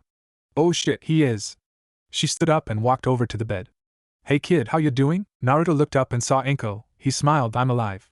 He attempted to sit up, and though it did hurt, it wasn't enough to keep him down. He'd been through worse, much worse, and he had never let it keep him down before. He wasn't going to start now. And that's better off than a lot of people. Anko smiled, and scooped up the boy into a crushing, doubly so embrace. Don't you ever let this sort of thing happen again. Squeeze, you were just short of paralysis. Squeeze, in the amount of time you were there Mizuki could have been dead 5 times over if you had taken the situation at all seriously. Squeeze, Anko-chan, Naruto gasped, his voice barely escaped her considerable assets, I can't breathe. Despite the lack of oxygen, his face was rather flushed. Shut up, you know you like it. She grinned as she released him from the prison, yeah, right, of her cleavage. I know you hate the hospital, so why didn't you just kill him and save yourself the trouble of a stint in here? Dead men tell no tales. Naruto replied. He looked at her like it was the most obvious thing ever. We can't interrogate the dead, and Mizuki probably had a good reason for his actions. Anko shook her head, then handed him a backpack. Get dressed, I'll go arrange your discharge. The sooner we get you out, the sooner you can fix that hole in your gut. They're letting me leave already? Usually they try and make me wait about a day before you guys force my discharge papers through.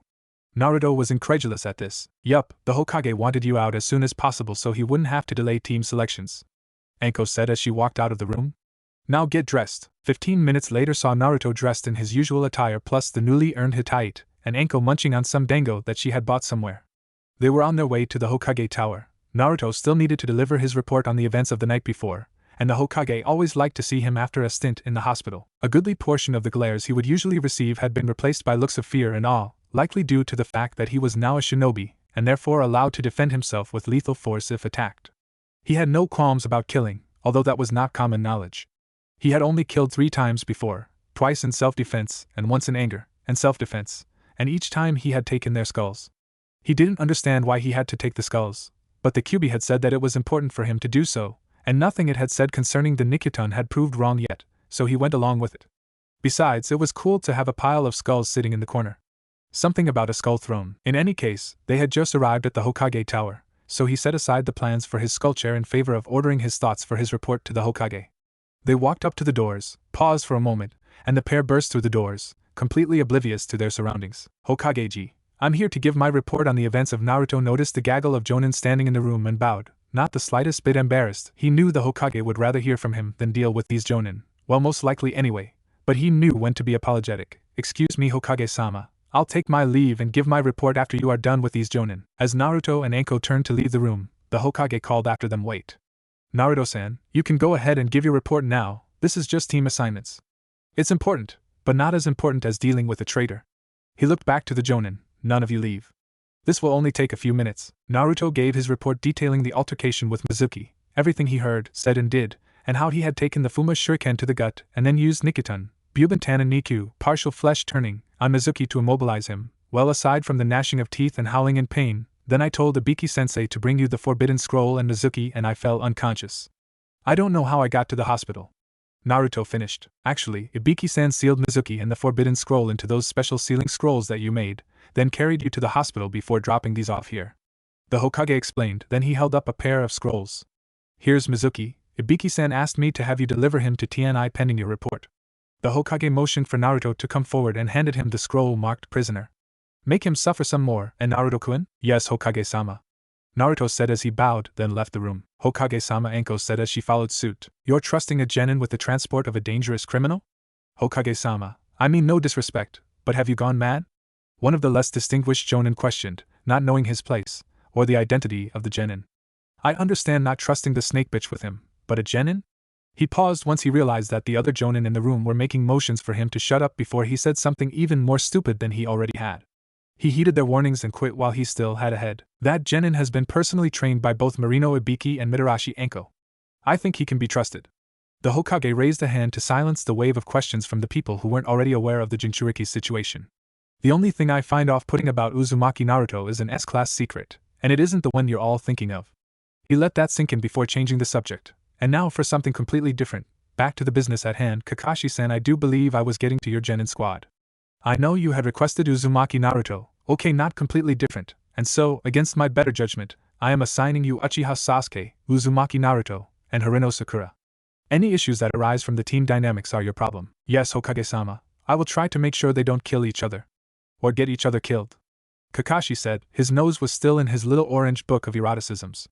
It's not like they are going to pass or anything, so it doesn't really matter. Moving on, Kurenai-san, your teammate will be made up of Hyuga Hinata, Abirame Shino, and Inazuka Kiba. If all goes well, then you should have a fine team there. The Hokage stated. Yes, Hokage-sama. I will train them to the best of my abilities. Kurenai said, and then bowed. At least I don't have to worry about Naruto. If anything happened to him, well, it's Kakashi's problem, not mine. She mused. And finally, Asuma-kun, Team 10 will be made up of Yamanaka Ino, Akimichi Choji, and Nara Shikamaru. The Hokage stated. Very well, Hokage-sama. Asuma nodded. You all have your team assignments, you are dismissed. Go and plan your trials. The Hokage turned his chair away from the room full of jonin, and they all left. TNI, 30 minutes later. Ibiki-sensei. I have Mizuki. What do you want me to do with him? Naruto asked as he entered Ibiki's office. His office, much like his apartment, was rather Spartan, and it was also painted forest green. He insisted that was the color that it was painted when he came into possession of the office. But Naruto was pretty sure that Ibiki was just rather partial to the color. Naruto-kun, you're awake. Excellent. Ibiki stood up from his desk and walked over to the pair. He took the scroll from Naruto, then looked over at Anko. Anko-san, I trust you didn't have any trouble forcing his discharge? Actually no, the Hokage had made arrangements beforehand. The doctors informed me thusly when I went to see him. It was actually just a matter of signing a few papers waiving his right to sue them if he came to injury because he had yet to recover. Nothing important. Anko stated. The important thing is that he's safe, well, safe enough anyway. So what happens now? Do I just go home and sleep the rest of this off, or do you want me to interrogate Mizuki? Naruto asked. Either way would be fine by him. He was rather tired after all, and he still had a sizable gash in his abdomen that needed healing. It was much easier to regenerate when he was sleeping than when he was awake. Hell, judging by what I saw last night, he's already scared shitless of you, Naruto-kun. Why don't you go ahead and do the preliminary interrogation with him? I can send Inoichi in to check your work. Besides, you've earned it. Ibiki said. I'll go prep a room and unseal him. I'll come get you when it's time. And specially mad accustomed sealing scrolls that put people in a form of suspended animation. They'll probably be explained later on. Yes, Ibiki-sensei. Naruto said, as he and Anko sat down in the various chairs scattered about the room. Ibiki walked in on a poker game. Naruto appeared to be winning, judging by the sizable amount of money on the table, more than he got every month. Anko appeared to be about as bad at gambling as Tsunade herself. Ibiki cleared his throat and gained the attention of the duo. You can finish your game now, before you're ruined financially, Anko-san. Naruto-kun, you have an interrogation to conduct. Right, lead the way. Naruto said as he stood up and pocketed his winnings. He followed Ibiki out of the room and into the hall that led to the interrogation rooms. They stopped at one of the more luxurious rooms. This room had an iron maiden, a rack, a cage suspended in the air with naught but a few bars for a bottom, and all kinds of other implements of torture. Mizuki was propped up in a chair. He was still missing his arms and legs, which told Naruto that the final permanency test for the Bubantan and Niku was a success. He grinned. This is going to be fun. I hope he isn't a masochist. Don't kill him unless he doesn't have any useful information. This is your first real interrogation. Don't fuck it up. Ibiki advised as Naruto entered the interrogation room. They grow up so fast. It seems like it was only last week that I was teaching him the 3 lessons. Ibiki mused to himself. He was proud of the kid, and he was damned sure of it. Now if he could just find a way to silence all the detractors who said otherwise. Naruto entered the interrogation room with a smile on his face and a song in his heart. He walked up to his friend in the chair and smacked him to get his attention. Rise and shine, asshole. It's time for us to have some more fun together. He patted Mizuki on the head. Anything you'd like to say before we get started? I'm not going to tell you anything. The people I work for, they will do horrible things to me. More horrible than you can imagine. He winced as he realized his mistake. One of the people he worked for was the Hokage, and Naruto was the shinobi who had done this to him. Naruto was a torturer in the Hokage's employ. Naruto was the torturer conducting his interrogation. Wait, too late. By the time Mizuki opened his mouth, Naruto had begun his ministrations. He placed his hand on Mizuki's forehead and began the processes of skinning his eyes. Naruto gritted his teeth.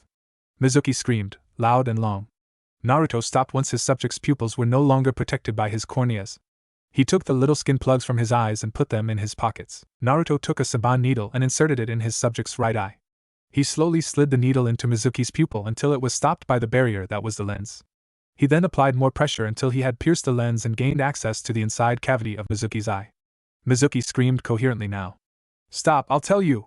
I was taking the scroll to sell it on the black market. Naruto felt Mizuki attempt to roll his eyes up and to the left through the needle. He was fabricating. I have a needle in your eye. I can literally feel you spinning your lies. Naruto sneered, his voice was dripping with malevolence. He jammed the needle in further and started working it around inside, rendering the inner workings of his eye completely destroyed. Now, tell me the truth before I decide to destroy your other eye. Mizuki was sweating. Even the slightest movement caused excruciating pain. If he tried to move his head, the needle in his eye would probably pierce his brain case and lobotomize him. He couldn't struggle, his limbs were no longer usable, and trying to move them just caused more pain. He was in an untenable situation. He couldn't kill himself nor could he attempt to fight back, for there was no way for him to make hand signs. If he didn't give Naruto the information, he was liable to be mind-raped anyway, and if he gave up the information, his unofficial employer would destroy him. Granted, it wouldn't be as bad as what Naruto was doing to him. But if he gave Konoha the information, he at least had a slim chance of surviving. Orochimaru. Orochimaru wanted me to do it. I swear! On my life! Mizuki yelled frantically, looking for some kind of deal. Naruto removed the needle from his eyes and replaced the plugs from his corneas. He left Mizuki's right eye in ruins and left the room. Ibiki was waiting for him in the viewing room. There's an execution order on him, right? Ibiki nodded. Yes, Naruto, there is. Ibiki stated, guessing where this was going. Could you send an Inoichi now? Mizuki said Orochimaru is the one pulling his strings. I'd like to find out if he's telling the truth. Naruto said. Ibiki nodded to Inoichi. Go on in and see if he's lying. Inoichi nodded in affirmative. Once he had entered the interrogation room, Ibiki turned back to Naruto. You want to perform the execution? Naruto nodded. Yes, if possible I would like to carry out the execution order. Once Inoichi has confirmed the information, you may execute him. Save the Hokage the paperwork. Ibiki said. Naruto's face darkened with malice. He smiled a cold, cruel smile. Thank you, Ibiki-sama. Naruto turned to the window and watched Inoichi do his work. It was much less interesting than what Naruto did to the people on the other side of the table. But then again, Naruto had a very specialized skill set. After 15 minutes, Inoichi returned to the viewing room. It was Orochimaru. Mizuki was working for him against the village. Aside from that, I couldn't get anything else. Naruto and Ibiki nodded. Naruto, go ahead and go back in. Make it quick, it doesn't have to be clean. Ibiki ordered. That was what I had planned. Naruto said as he walked back into the interrogation room. Naruto grabbed Mizuki's tongue and pulled. Hard. It came out of his mouth with a gout of blood.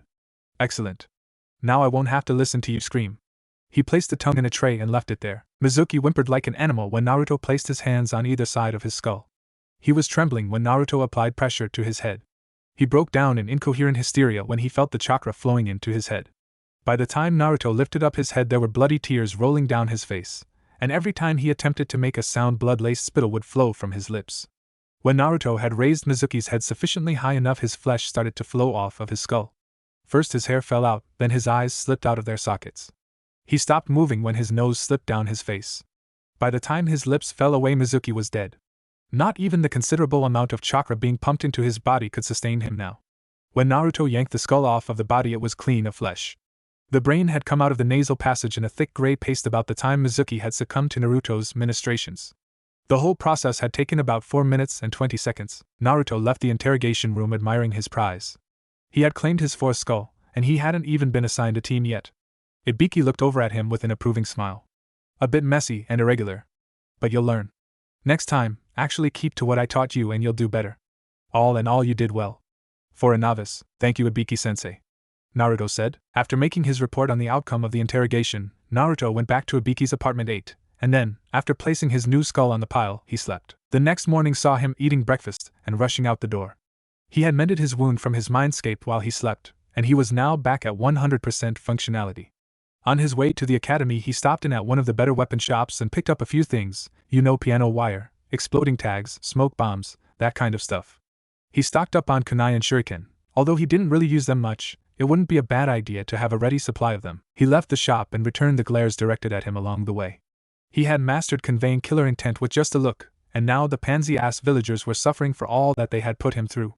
He could make them faint with a look, and he was having a ball doing just that. He was the first to arrive at the academy, as usual.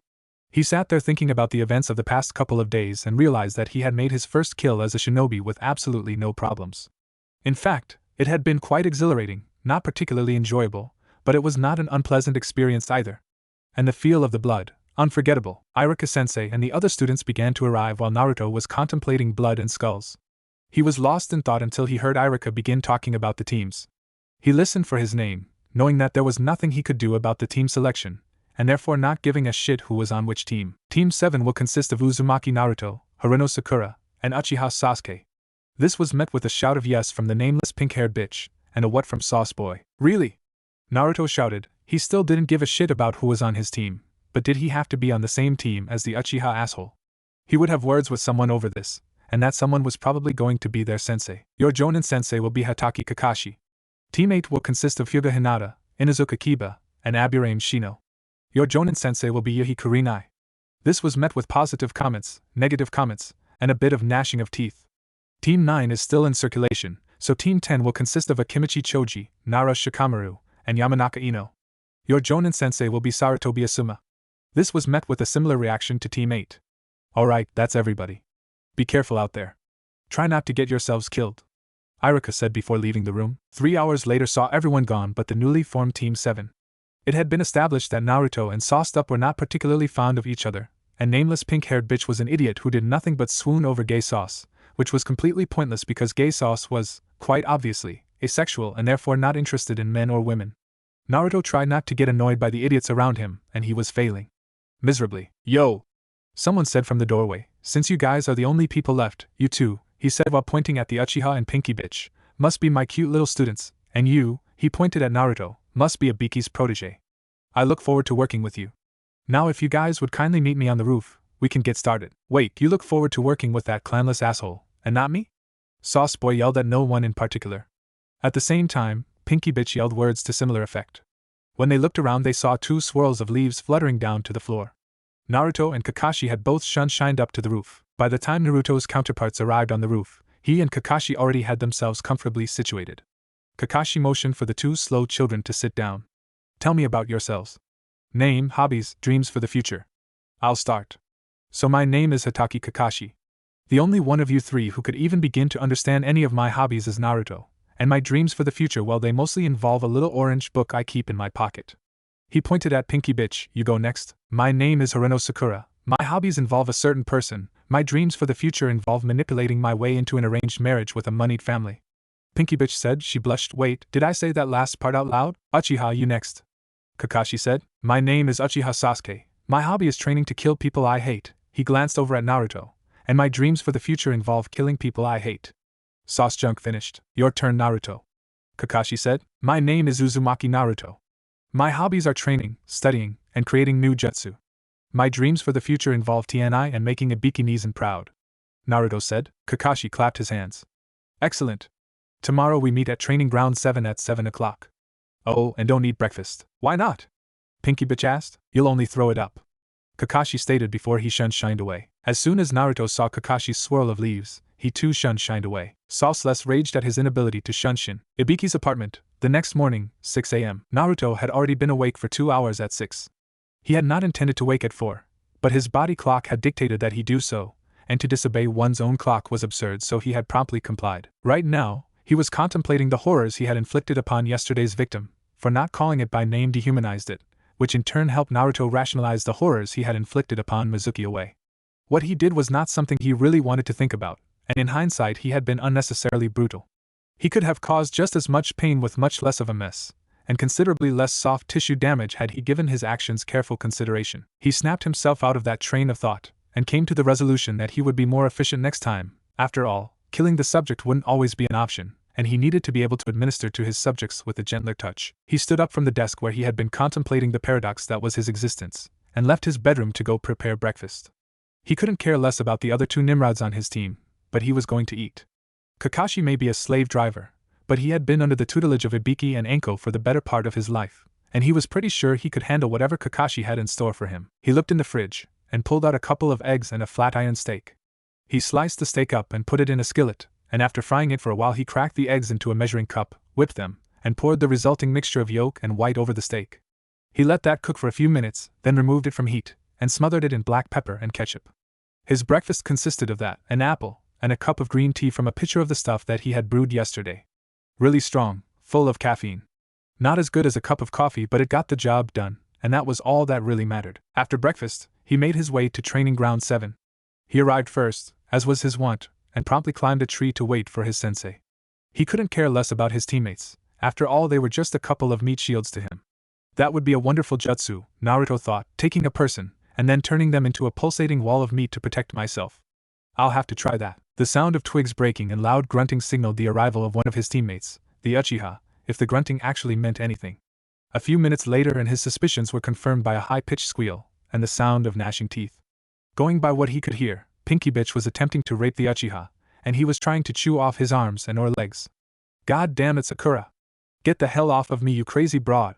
The Uchiha screamed. Naruto leaned back in the tree. At least I get to watch them go at it with each other until Kakashi gets here. 3 hours later, still at Training Ground 7, Kakashi appeared next to Naruto in the tree, his face hidden behind his mask and everyone's favorite little orange book. The Hokage says initiate phase 2 of the plan. I look forward to working with you, Naruto. Kakashi gave Naruto one of his trademark smile analogs. But before that you have to pull my 2 cute students through the bell test. Shall we have at it then? Let's get this over with.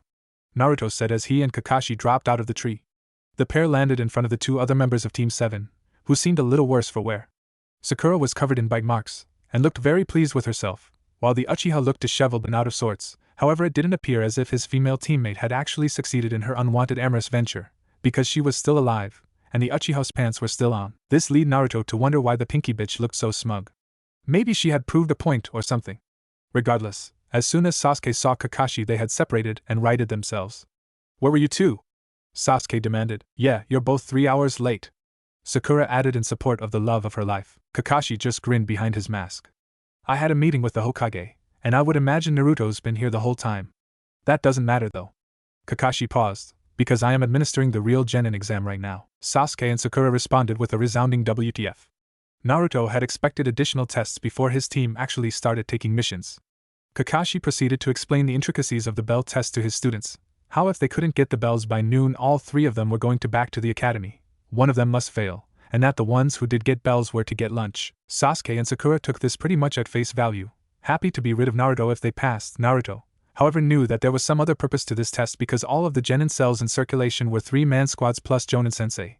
However, he did not have time enough to determine the true meaning of the test before Kakashi told them to begin. Sakura and Sasuke immediately dashed away into the trees, while Naruto stood there thinking for a bit on what he should do. The most obvious way for him to get a bell, incapacitating Kakashi by disabling his limbs, was out. He was good, but he couldn't best a Jonin on his own without revealing certain things that he didn't quite want to reveal. Just to be sure, Naruto called out to Kakashi. Kakashi-sensei, it's better if I don't kill you, right? Naruto asked. Yes, that would be preferable. Kakashi replied. Alright then. Naruto said as he shined away to watch what his teammates did to Kakashi. 5 minutes later, and Naruto was in a tree overlooking a smaller clearing that the Uchiha was hiding in, and that Kakashi was making his way towards. Kakashi entered the clearing, and the Uchiha attempted to ambush him. Kunai and shuriken were thrown to no avail as Kakashi dodged them rather soundly. It appeared to have been a distraction, because the Uchiha seemed to have hit Kakashi full-on with some flashy fireball jutsu, leaving nothing but ash behind. Naruto's suspicion that Kakashi had just Kawarimi'd away were confirmed when Kakashi burst out of the ground and knocked him out. Naruto heard a twig snap accompanied by the rustle of vegetation at the other end of the clearing. He looked over and saw Pinky Bitch moving towards the Uchiha, caution thrown to the wind with what looked like the start of tears in her eyes. How's your plan coming along, Naruto-kun? Kakashi whispered. Naruto snapped his head over and nearly fell out of the tree when he saw Kakashi crouched next to him on the tree branch. Well, Naruto said as he composed himself. We'll have those bells by noon. I guarantee it. Well then, I'm going to see how your kunoichi teammate holds up to genjutsu. Demon art, hell viewing technique.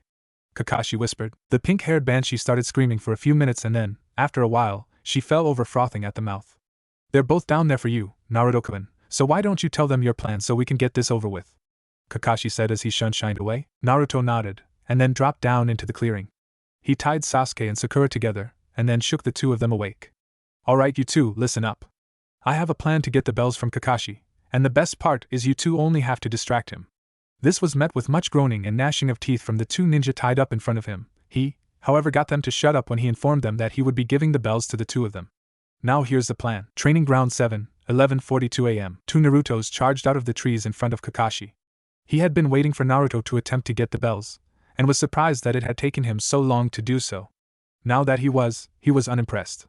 He dodged the hail of kunai and shuriken that had been thrown in his direction, and then threw a couple of his own kunai to dispel the clones. The supposed clones Kawarimi'd away right before the kunai hit them. Instead of the clones reappearing, Sasuke and Sakura appeared on either side of him, holding his arms and keeping him pinned in place. Hold him there! Naruto shouted as he jumped into the clearing. He was doing hand signs as he fell, and when he landed right behind Kakashi, his left hand made half of the ram's seal, while he placed his right on the back of Kakashi's head. Nikitan, Shinkei no Junkyo, Nero compliance! He screamed as he locked his jaw and drove his fingernails into the palm of his left hand.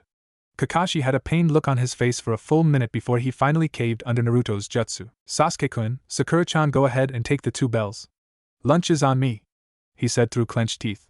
By this time, blood was freely flowing from deep cuts on Naruto's palm, and a little bit was oozing out of the corner of his mouth. This jutsu was an incredibly difficult one for him to use, and the strain that it was putting on his body was enormous. Once Kakashi had handed the bells to Sasuke and Sakura, Naruto released the jutsu and succumbed to the sweet void of unconsciousness. It was exactly 11:59 a.m. Training Ground 7, 20 minutes later. Naruto awoke to the smell of food. What happened? He asked the three people sitting near him and stuffing their faces. Your plan worked, you all passed, Kakashi said as he motioned for Naruto to join them. Come and eat, you look exhausted. Naruto joined them and ate lunch. If the other two members of his team continued to follow his orders, then his team placement may not turn out to be as torturous as he thought it was going to be. Undisclosed location, 3:09 a.m. The eyes were sitting in a tree in an isolated clearing, not the Kyuubi, but a different, arguably more important, set of eyes. The eyes were waiting to make contact with, and convey orders to the left hand. The left hand was to continue with its current line of inquiry, and to continue to prepare for its phase of the plan. It was also to make contact with the ears and work in concert with them to find a certain important kunoichi and return her to the mind. She was to be needed in the future, especially with the current direction the plan was to take. The left hand entered the clearing. Everything we do, the eyes called out, purposefully trailing off so that the person could finish. The eyes knew who it was, but policy was policy and things needed to be done by the book, is done in the mind's service. The left hand greets the eyes. The man finished. The eyes dropped out of the tree. He walked up to the man and shook his hand. It's good to see you, my friend. I come bearing new orders from the mind. The eyes told the left hand. What would he have me do? The left hand asked. You are to continue with your current work. The mind also wishes for you to make contact with the ears to find the heart. The mind believes that we will be in need of her services when we carry out the next major phase of our plan. The eyes said. She is to be found and made aware of the plan and its goals. She is to be made to assist in carrying out the plan even if it is against her will. The will of the mind is to be enacted. Is there anything else to be done? The left hand asked. The mind wishes to commend you for your actions and your assistance in solidifying the position of the right hand. As fear of him grows, so does the strength of his position. The eyes paused. He is the crux of the plan, and he knows that his position must be as strong as possible if he is to play his part in the future. The left hand shall continue to assist the right from the shadows. Carry this to the mind. I have the solution to the right hand's problem. He needs to see it.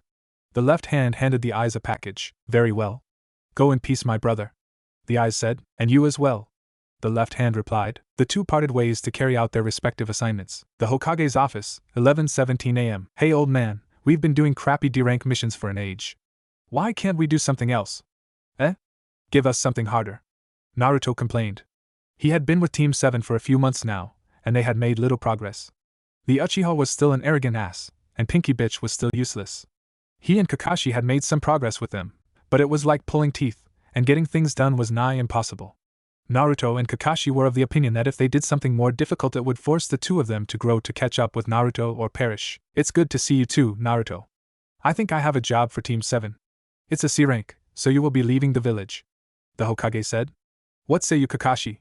You think that Naruto will be able to drag them through it alive? What? The Uchiha and the Pinky Bitch screamed in tandem. You think that Uzumaki is better than me? The Uchiha demanded. I know that he is. The Hokage cracked a wicked smile. Now, if you don't have anything intelligent to say, please do not say anything at all. The Hokage told the Uchiha. What do you think, are they up to it? I think they can do it. If anything, it will give them a chance to grow a bit. We all know they need it. Kakashi said. Even Naruto could stand a bit of growth, though I think he should be able to get by fairly well. There is always room to improve. Yes, leaving the village would be good for you three. I think you would benefit from it. The Hokage paused. Send in the bridge builder. A man walked in carrying a jug filled with what smelled like sake. He stank of alcohol. The smell was quite literally oozing out his every pore. The alcohol content of his sweat must have been off the chart. In fact, if placed over a barrel, he probably could have filled the role of a still. It was surprising that he hadn't died of alcohol poisoning, though he probably did have sclerosis of the liver. He was likely to die in a few years at the rate he was going. The work he brought did not have anything to do with his drinking though, and so Naruto decided not to worry about it. If the man wanted to drink himself to death, who was he to stop him? After all, a drunken client is a happy client. Or an angry client, but that can be easily dealt with, and so Naruto decided focus on what the Hokage had to say. The scary looking Un and the older Un look like they're worth the money I'm giving ya. T'other two don't look like they'd be worth shit in a fight. The drunken old man coherently slurred. Who are you to look down on the last Uchiha? Self-conscious Sauce demanded. I'm the epically uber-awesome bridge builder Tazuna, and I'm of the opinion that if you Uchihas were so great, then there would be more than just the one of you left. Tazuna said, obviously intending to insult the boy. As much as I agree with you, Tazuna-san, if Steak Sauce flips his lid and kills you, I won't be getting paid, so if you could refrain from insulting him, I'd be much obliged. Naruto said, defusing the situation. Mostly. Now if we could all just quiet down so Hokage-sama can give his briefing. You can't tell my Sasuke to be quiet. The Pinky Bitch finally screamed. A rather delayed reaction, but rather normal for her. The Hokage sent a burst of killer intent her way to get her to shut up. It worked. To business. Tazuna here needs an escort back to the Land of Waves, and then he needs guards while he finishes the bridge that he's building to the main land. The Hokage said. It will be a simple mission, long but simple. I project you will be gone a month at the maximum. At the word simple, Tazuna flinched. Naruto, Kakashi, and the Hokage all picked up on this. I expect you to be ready to head out at 6 a.m. tomorrow morning. Kakashi and Naruto, I need you to stay. I have an errand that Ibiki wants you two to run for him. Sakura, Sasuke, Tazuna, you three are dismissed. Get ready to travel, and get some sleep. The Hokage advised. Once the three individuals who had been asked to leave had done so, the three remaining individuals set up privacy seals around the room. What is happening, Hokage-sama? Kakashi asked, cutting to the quick. He had preparations to make too, and if he and Naruto actually had to run some sort of errand for Ibiki, that would seriously cut into his prep time. Naruto, the left hand sends its regards to the right. The parcel is for your eyes only, but I expect that you will make me aware of anything that you deem important. The Hokage said. His voice contained a rather abnormal tone of authority that said his every word was to be hung on, and his orders were to be considered gospel. Kakashi, the right arm is to continue to watch over and support the right hand. The Hokage said in the same commanding way. And your orders for us? Kakashi inquired. Continue with your current assignment. Drop by Ibiki's office so as not to raise the suspicions of Sasuke and Sakura. The Hokage ordered. Yes, Hokage-sama. The two said in tandem. As soon as the words were finished, they both shined away to take care of their preparations. And sorry about that, it felt a bit clunky, but it was kind of necessary. Ibiki's apartment, 7:49 p.m. The letter from the left hand lay opened on Naruto's desk. He was preparing to burn it, as per the instructions of the sender. The letter had confirmed Naruto's thoughts about some of the limits of the Nikkuten. As long as he could maintain consciousness, he could do damn near anything with a body, within reason of course, and a few things without. The left hand had also sent a pendant, which he had said would help with the things that were outside of the realm of reason. It was an oddly shaped affair made of silver and gold, a very nice piece of jewelry, though what it did, exactly, was unclear. As the letter was reduced to a small mound of ash, Naruto returned to his prep work for the mission. So far he had a full stock of all his necessaries. He had clothes, weapons, food, sealing scrolls, tools, and a good-sized brass hammer. The Kyuubi told him to bring the hammer, something about brass and the utility of heavy, blunt objects. This was another case of trusting the Kyuubi. The hammer was stored in a seal on Naruto's arm, unlike most of his heavier gear which was individually sealed into scrolls, and then all of those scrolls were sealed into another. No, he figured it would be a good idea to have easy access to anything the Kyuubi thought would be important. Once all his gear was sorted and sealed into the proper scrolls, and all the scrolls were tucked away into various pockets in his coat, Naruto racked out in preparation for the day ahead. Naruto's mindscape, sometime before 4 a.m. the next day. Do you have the hammer, boy? The fox demanded. Yes, I have the hammer. Why are you treating it like a proper noun? Naruto asked. It is the hammer, and it is very important that you have it on you at all times outside the village. The Kyuubi replied, not really answering the question. He seemed to be snickering to himself, but at present Naruto didn't particularly care. Why is it important? Naruto demanded. Why, Naruto, that's not here, but there. You'll find out in the land of waves. The Kyuubi said as he banished Naruto from his own mindscape. The gates of Konoha, 6 a.m. Hatake Kakashi had slept in the gatehouse so that he would not be capable of being late. It actually worked out pretty well. Naruto had arrived and called him back to the waking world around 5:30, and the two had sat down to breakfast while they awaited the arrival of their charge and the rest of Team 7. Kakashi-sensei, how do you think the mission will go? Naruto asked around a mouthful of food. It should be simple enough. You and I should be able to handle any surprises. He took a large bite out of a hunk of bread, chewed, swallowed, and then continued. I get the feeling that Tazuna isn't telling us something, but the Hokage didn't think much of that. At any rate, I'm not particularly worried. Kakashi finished. You think Sasuke and Sakura will slow us down any? Naruto asked. You actually used their names. How surprising. Kakashi said no, I think the worst they'll do is freeze and get themselves killed. No great loss there. They are not essential to future proceedings. As long as they move fast enough, and they are semi-competent, they'll be fine. That is true. And if they do die, I could be given some slightly less annoying teammates. That would be rather pleasant. Naruto saw Sasuke approaching the gatehouse and stood up. Well, speak of the devil. I think we said his name too many times. And Beetlejuice, I guess we should get ready to set out, so we can leave as soon as everyone gets here. Right.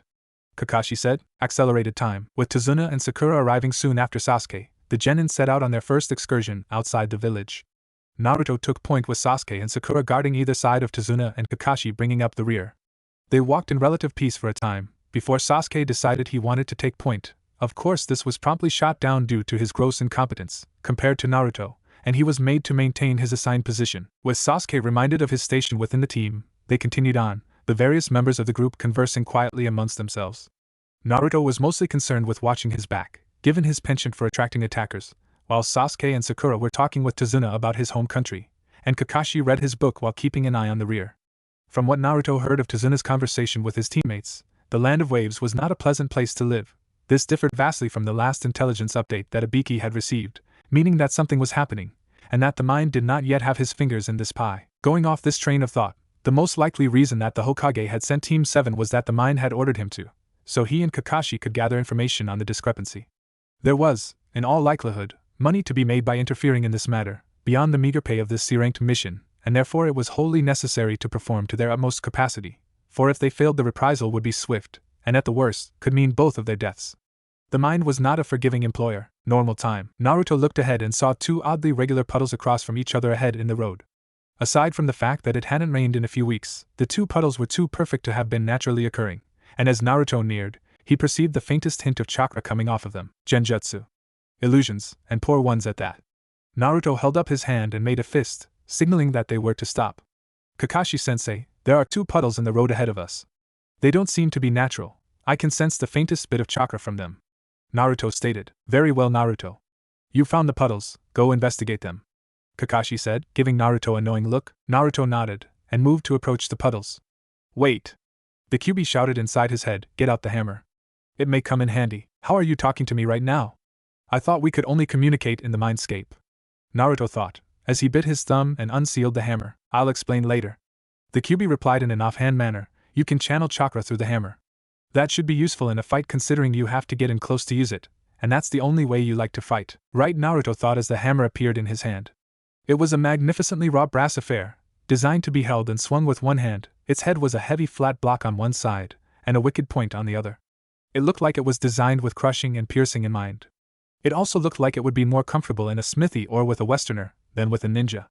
Regardless, as Naruto approached the puddle he began to pump chakra into the head and the haft of his hammer, until it reached critical mass just as he was about to step between the puddles. In a burst of smoke the puddle ceased to be, and something nearly jerked the hammer out of Naruto's hand.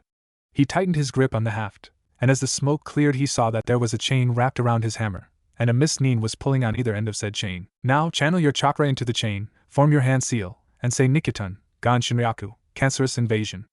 the fox commanded. Naruto, not one to be disarmed by such underhanded tactics as those employed by this pair of Miss Nin, complied. He formed half of the ram's seal, channeled chakra into the chain, and preparing himself for the pain he knew would come next, he calmly said Nikitun, Gon Shinryaku. The effect was not clearly discernible until a few moments later. The air around the chain began to shimmer, the temperature near it shot up, and the chain itself began to bubble. The steel chain's very molecular structure was being altered. Carbon and iron in the chain were reacting with elements in the air to transform the chain into a fleshy link between the two Miss Nin. It was a slow, gruesome sight, watching the flesh creep along the chain like some kind of disease until it hit their gauntlets, and the Miss Nin began to scream as the fever-hot, cancerous flesh became part of their bodies. Naruto relaxed as the jutsu ended. He had nearly bit through his lip trying to maintain the jutsu for the full amount of time it took to transform the chain from metal into tumorous flesh. It was a comparatively long process, but the two Miss Nin were not only still alive, but incapacitated as well. Naruto looked back over to Kakashi. Kakashi-sensei, I found missing Nin from the mist in the puddles. Can we keep them? Naruto joked, blood leaking from the corner of his mouth. He spit a large goblet of blood and saliva and created a clone so he could examine his lip. Sasuke, Sakura, tie up the Miss Nin. This is as good a reason as any to break for a while. Kakashi said. He turned to Tazuna. Anything you'd like to tell me now, bridge builder? The bridge builder was sweating bullets. He appeared incredibly nervous about something. Likely the reason they now had the two missing Nin in their custody. Regardless, he had explaining to do, though the Hokage's orders left them little choice as to whether or not they would continue the mission. They could send for backup depending on the situation described by the old man. Of course, while all that was happening, Naruto had set his clone to healing his lip. It was inconvenient that he so often had to mend his own injuries, but the pain was more bearable when he was just working on himself, and so he took his ability to heal himself as a blessing of sorts. It made using his bloodline on other people that much easier and more effective. He heard Kakashi's conversation with Tazuna. It basically consisted of Kakashi berating him for being a liar, and then demanding to know why he hadn't explained the whole situation, to which Tazuna responded with a sob story about how some rich criminal kingpin was now in control of the land of waves, and how the people were starving and living in abject poverty. And no money was coming to the people, and food was incredibly expensive, and the kingpin's men were raping their women and killing their husbands. Basically, giving new meaning to the phrase life sucks and then you die. Naruto was unmoved. His assignment was to carry out this mission, and seeing as these orders came not only from the Hokage, but the mind as well, there was very little chance of those orders changing unless he or Kakashi died. It was simply a matter of putting on a show for Tazuna, Sasuke, and Sakura. This whole interaction was likely to have little to no effect on the mission, as far as Naruto was concerned, but there was a chance that Kakashi might decide to send for reinforcements. It mattered little in the grand scheme of things, however, because they were better than halfway to the land of waves, and could not, in good conscience, turn around now. Not after walking so far. Besides, they were being paid and money made all the difference. Kakashi summoned a ninja hound and sent it back to Konoha with a request for backup. Though they might not need it, it was always better to stay on the safe side. He requested Ibiki or Anko, if they could be spared, since they understood the situation, and Naruto, better than anyone, and they could be trusted with the plan. After all, they were in on it. Naruto, Sasuke, Sakura, we are now on high alert. We are too far along to turn around now, and thus we must move forward. Kakashi paused. I would imagine that if Tazuna dies, his whole country will haunt us, so let's get this done. Accelerated time. After the affair with the demon brothers, which one might hesitate to even call a fight, they broke for the night and made camp. Naruto pitched his tent, and made a clone to keep watch, and then sat down to rest while Kakashi and Sakura prepared dinner. They ate their meal in a relatively companionable silence, and then they decided sentry duty and went to their respective posts. Sakura drew first round at sentry duty, with Kakashi drawing the second watch and Sasuke the third, so Naruto, mildly surprised at his good fortune, got to sleep the whole night. He bid goodnight to his teammates, and then proceeded to take advantage of the aforementioned good fortune. Interlude, the mindscape. Hello boy. The Kyuubi said, grinning, I believe I owe you an explanation. The fox didn't sound smug at all, which was kind of odd, but a pleasant change. I believe you do. Naruto said, how did you talk to me while I was awake? Well, it's surprisingly simple really. I can talk to you whenever I like, I just chose to only talk to you when you were asleep, or when we were meeting on my terms. Now it is a different matter. Real combat means you might die, however slim the odds of that are, and dying is, in all seriousness, really bad. The fox said. I was acting out of self-preservation. And I thought you might find the effects of that jutsu interesting. Okay. Then what's the deal with the hammer? Naruto asked. You'll see. The fox said, as Naruto slipped out of his mindscape and back into the embrace of sleep. Meanwhile, or rather following the events inside Naruto's noggin, Naruto and the rest of their party woke early to a light rain. Tazuna informed them that they were nearly to the ferry that would be taking them out to the land of waves, and so the party pressed on ahead. They made good time that morning, and were at the ferry well before noon. As they crossed the expanse of water on the way to the land of waves, an ominous shiver ran down Naruto's spine. He glanced over to Kakashi, who had felt it too. The faintest ripple of a massive amount of killer intent. He looked over to his sensei. Blood will flow when we reach the island, Kakashi-sensei. A palpable sense of foreboding colored his voice. I don't doubt it, Naruto-san. Blood shall flow. Kakashi agreed, a faint glimmer of expectation barely perceptible in his eye. The land of waves, 6 o'clock, regular time. Momochi Zabuza, the demon of the hidden mist, sat. Gato had ordered him to assassinate the bridge builder and kill anyone else who might be around him. Haku, his friend, partner, and adopted child, sat nearby keeping watch. Haku had woken him an hour earlier than normal after sensing an immense void caused by a large chakra pool being suppressed, and, after waking up and rubbing the sleep from his eyes, Zabuza could sense it too. Their intel had said that the bridge builder could afford, at most, a C-rank mission from Konoha, which meant that he and Haku would be facing up against a few genin and their jonin sensei. Though rank generally had little bearing on the skill of a ninja, they weren't expecting much in the way of trouble, but this immense void that drew ever nearer made them ever more uneasy, and left them with a sense of anticipation. Zabuza-sama, will there be blood? Haku asked quietly. Indubitably so. The question to ask is, will it be theirs or ours? The land of waves, disembarking from the ferry, 7:31, regular time. Team 7 and the unwillingly sober bridge builder clambered out of the ferry and walked up the beach towards the path that they would follow to reach Tazuna's home. Naruto and Kakashi both sensed the impending conflict and suppressed killer intent lying in wait for them up ahead, while Sasuke and Sakura remained blissfully ignorant of the impending encounter. The group formed up in a defensive diamond around Tazuna, Naruto in front, Sasuke and Sakura on either side, and Kakashi took up the position at the back of the formation so he could keep an eye on the rear. The all-encompassing sense of foreboding that pervaded the area was crawling on Naruto's skin. He knew this feeling. It was the same feeling as when he was staked out over bamboo and a crazed villager had attempted to assassinate him. It left him feeling excited and tasting bile, and with the oddest tearing sensation in his liver and diaphragm, very similar to when the bamboo grew through his body and he had to endure it. That hadn't ended well for the villager, but Naruto had gained the valuable ability to remain conscious through vicious wounds and life-threatening pain without going into shock or dulling his senses.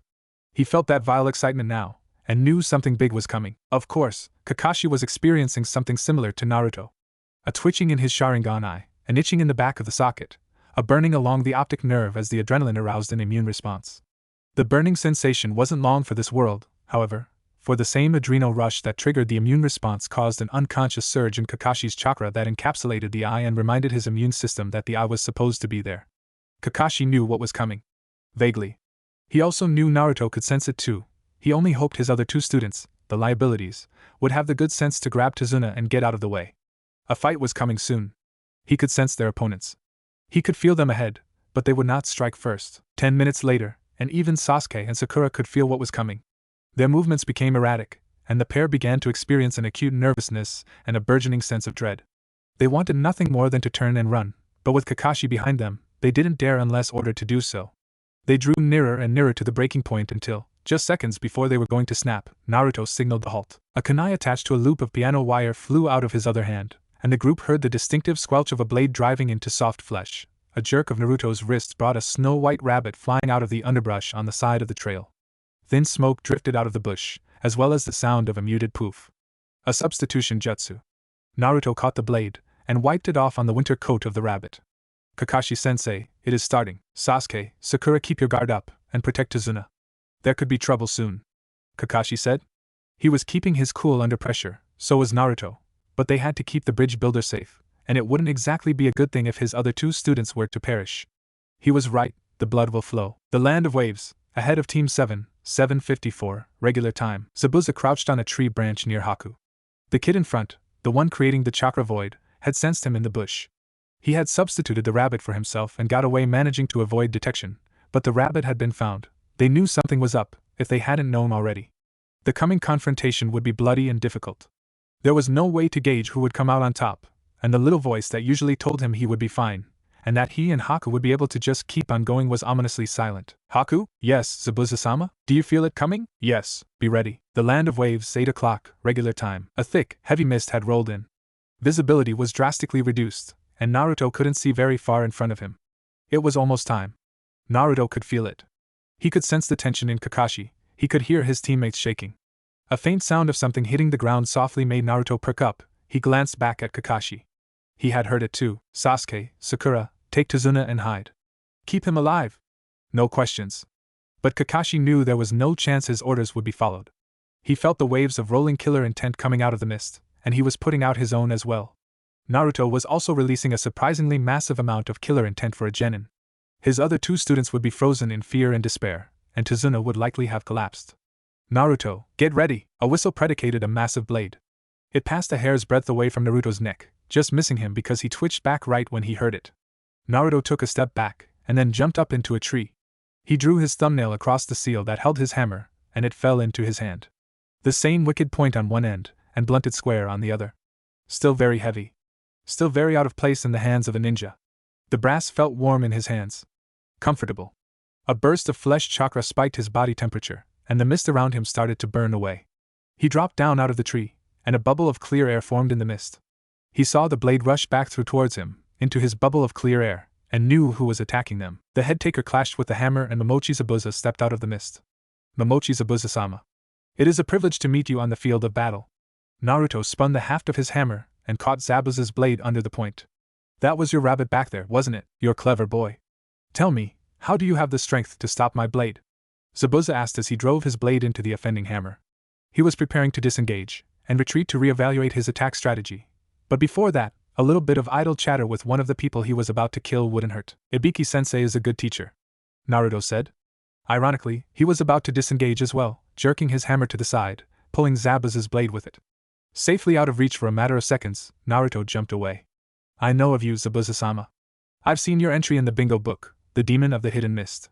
I'm proud to have lasted this long against you, but I don't find it at all surprising. Pride cometh before the fall, Zabuza said, as he feinted to the left and brought the blade onto Naruto's right wrist, severing the hand that held the heavy brass hammer that had stopped the head taker.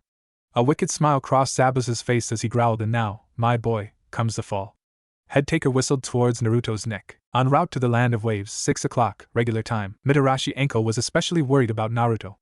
That wasn't abnormal, but intel said that the demon brothers were working with Zabuza. This meant that sooner or later, Team 7 was going to encounter him since the demon brothers were after Tazuna. They were in danger.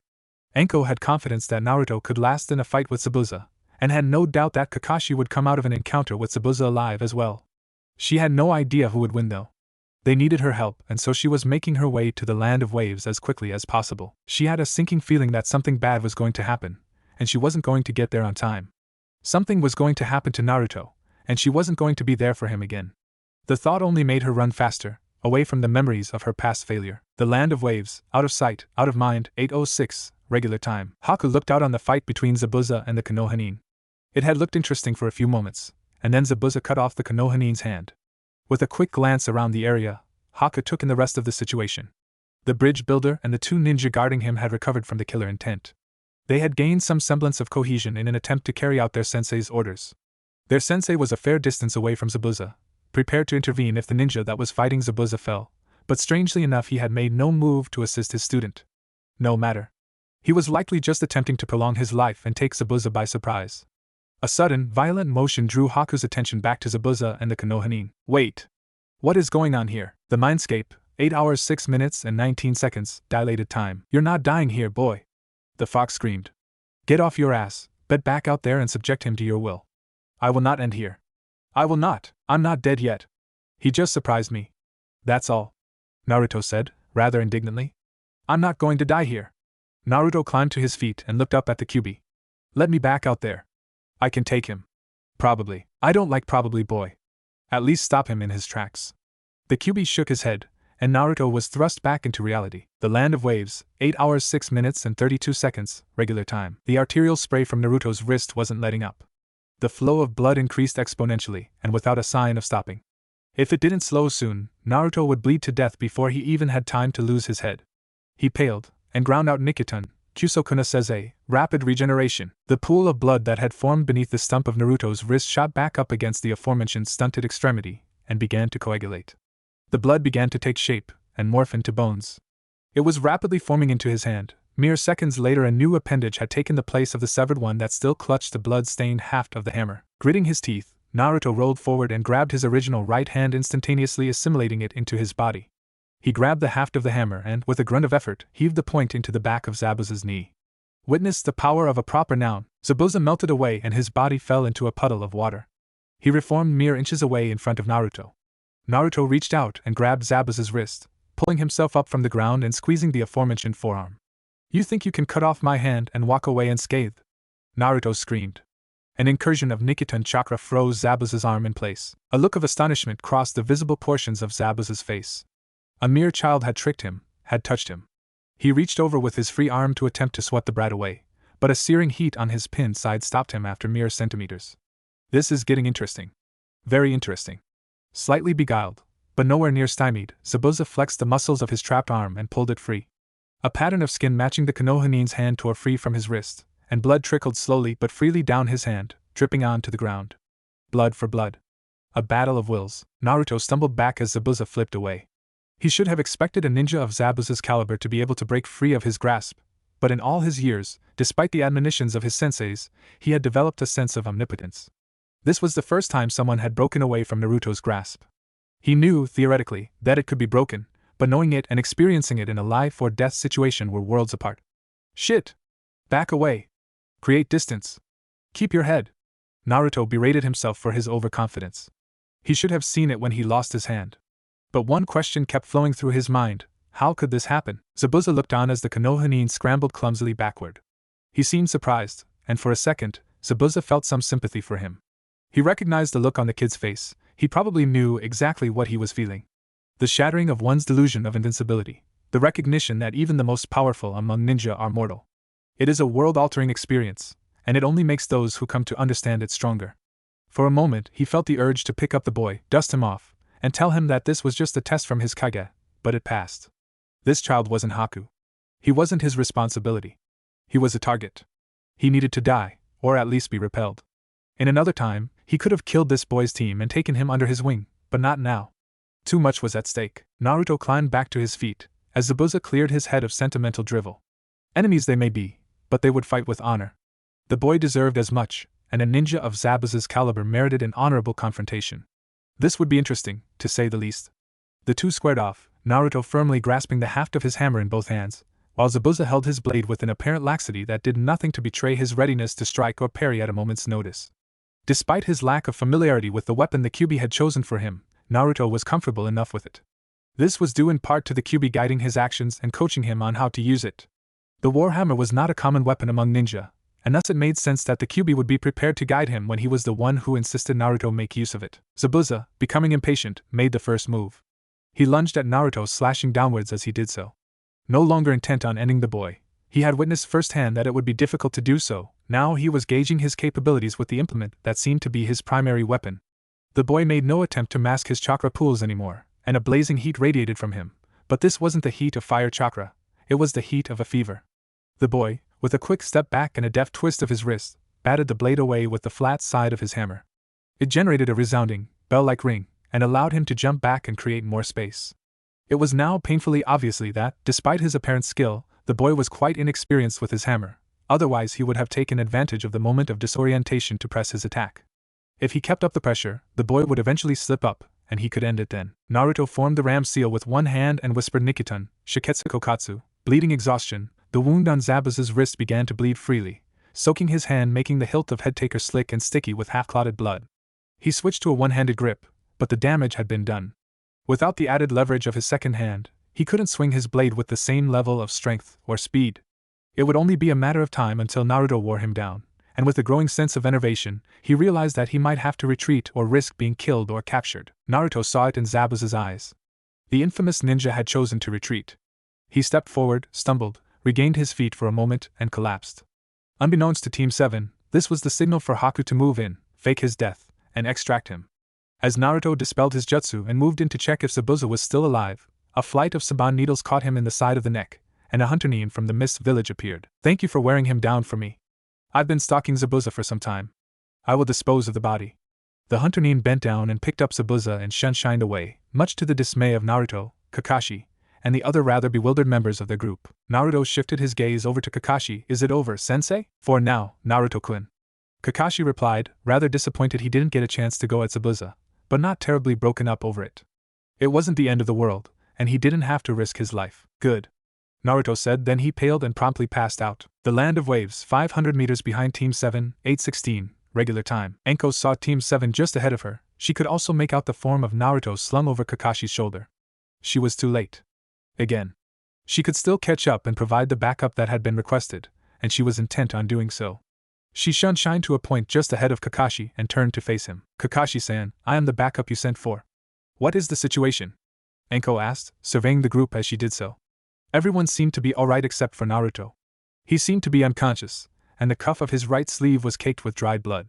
It was not a pretty sight, but his hand was there, he seemed to be intact, and he was breathing. Worse for wear, but still very much alive. We were attacked by Momochi Zabuza. Naruto fended him off with a surprising amount of skill. He did well. He shows great promise. Kakashi said. Sasuke and Sakura kept Tazuna intact. They did an excellent job, considering the situation, and Tazuna has remained sober this whole time. All in all, things are going exceptionally well, if you take everything into account. Kakashi finished. It seems I showed up a little late, doesn't it? Anko asked, a mite bit apologetic. Just a tad, but no one is dead, so it's alright. Kakashi saw that her eyes were on Naruto. You know better than me how quickly he can bounce back from something like this. This won't kill him, just needed the reassurance, that's all. Ibiki will be proud to hear how well he is doing, Anko said.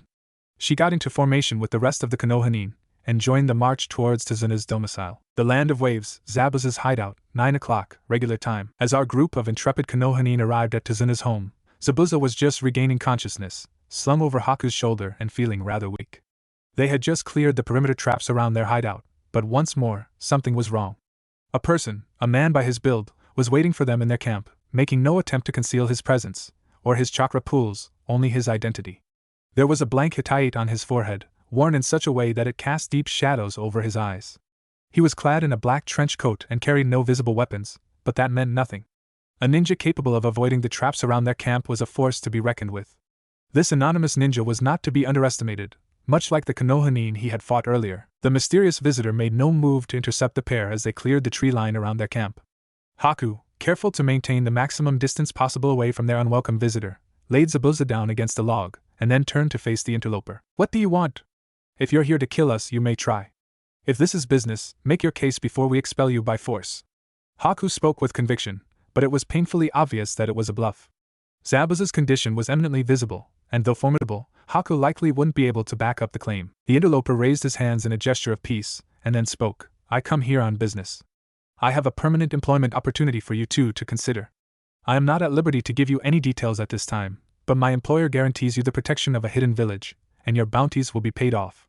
Though difficult to believe, everything the man said was true. I offer you legitimate employment. I will return for your answer 2 days before the bridge is completed. You have my word that if you accept, you will be escorted to the village that has offered you sanctuary. Our only requirement is that you terminate your contract with Gato, and make sure the bridge is completed. The anonymous ninja in the dark coat bowed, and then shined away, leaving nothing but a reddish haze where he had been mere moments before. Zabuza and Haku shared a dumbstruck look. Honest employment. With a hidden village. Not only that, but they had been approached. Things were looking up, but it sounded too good to be true.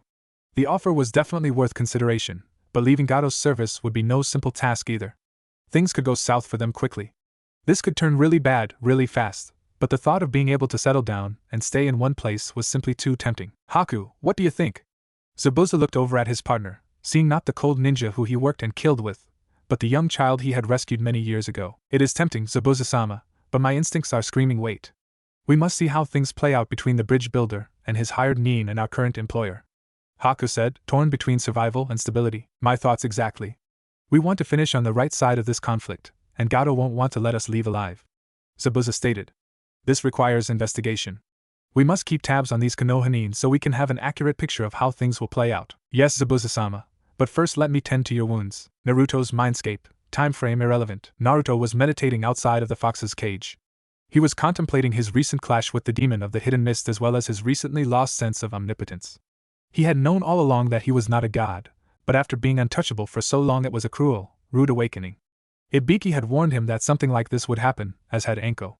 She had warned him it would happen again, but he had chalked her concern up to guilt over her failure to protect him when it had really mattered.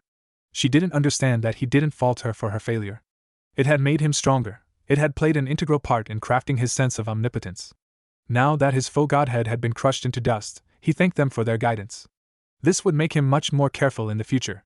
Kakashi had even cautioned him that something like this might happen soon, but he had ignored him, and Kakashi was his partner, and handler. This was a poor precedent to have set for himself.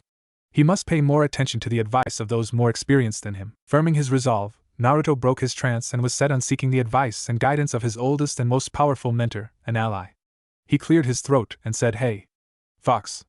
I need your help." With a yawn, the Kyuubi lifted its head. "Once again, you demonstrate that you can be taught, boy. What do you want? Teach me how to use these," Naruto said, holding up the hammer and the pendant from the left hand. "Attempting to use tools without knowing the proper methods involved will get me killed, and neither of us want that to happen. No, I suppose however much it might amuse me to see other people inflict pain on you, neither of us want that to happen," the Kyuubi conceded. The boy's perceived failure in his bout with Zabuza had put some steel in him. It would make things more interesting in the future, and it would give the Kyuubi a chance to interfere with the machinations of the mind, and perhaps persuade Naruto to set in motion the beginning stages of some plans of his own. "What do you want to know? Teach me to use the hammer, and show me the secrets of this pendant," Naruto said. The left hand said in his note that it would allow me to use the Nikiton in ways that could potentially break the bounds of reason. "I want to be able to do that." There was an unfamiliar fire in Naruto's voice as he finished his explanation, and the fox found a little bit more respect for the boy right then. "Very well, boy, but to unlock the secrets of these artifacts will take time, and you will not have them any time soon. Even I cannot grant experience. Even I am not omniscient." The Kyuubi was being completely truthful. It was beyond the scope of his abilities to teach that which he didn't know, and thus he would study the pendant through the boy. Teaching him to wield a hammer with a reasonable measure of skill was another thing entirely. That could be accomplished in a matter of weeks, and then refined over the course of the rest of the boy's lifetime. After all, a hammer is a fairly straightforward weapon to use. The Land of Waves, a dank, hidden, private place. 3 days after Team 7 reached the Land of Waves, 4:44, regular time. This was one of the more distasteful safe houses that the organization made use of, and the left hand abhorred it. He was impatiently awaiting the eyes, for they had new orders. The mind demanded news of the status of his offer of employment to Momochi Zabuza and his partner, as well as a status update on the right hand. The left hand had his own network of informants that had collected the information he had for the eyes to take to the ears, who would then convey it to the mind, but he couldn't enter Konoha, the place where the mind manipulated events from the shadows, at least not yet. A scraping along the ground signaled that his fellow conspirator had arrived. "Everything we do," he started, "is done in the mind's service." The eyes greet the left hand. The man walked into the dank cellar and sat on a barrel. "I bring news. My meeting with Zabuza went exceedingly well. I suspect the odds of him joining our operation are in our favor." "I also suspect your informants were already aware of this?" "Yes, my friend. I also have the update on my counterpart for you to convey to the heirs. The mind is to be told that things are proceeding as planned," the left hand said. "I trust the ears are near enough for you to convey these messages without missing your appointment with our esteemed acquaintance?" "Oh yes. They are quite near, in fact. I won't even have to leave this village. You will be returning to your preparations, I expect?" "Of course. They are integral to the next phase. Uzumaki must be prepared if it is to be revealed that he is the Lord of Flesh, as the mind wishes. My work is integral to that," the left hand said. Of course, the work of all the conspirators was of paramount importance, but right now he worked the closest with the right hand, excepting, of course, the right arm. "Things will proceed as planned." The eyes stated, "Shall we part ways? Our business is complete. It seems prudent to do so." The Land of Waves, Tizuna's house, 4:27, regular time. Naruto awoke in a cold sweat. The dream had been disturbing, casting doubt on one of the driving forces in his life, and making it clear that he did not, in fact, know what he really wanted. Giving it some thought, he couldn't name any one thing.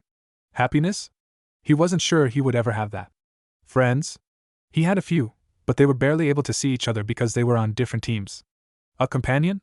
Technically he had Kakashi for that, though he was his Jounin sensei, and first and foremost, his handler. Of course Naruto felt lost. He always had. That was why he had put so much time and effort into his training and studies. He certainly had purpose, the organization gave him that, but he had no one to share that with.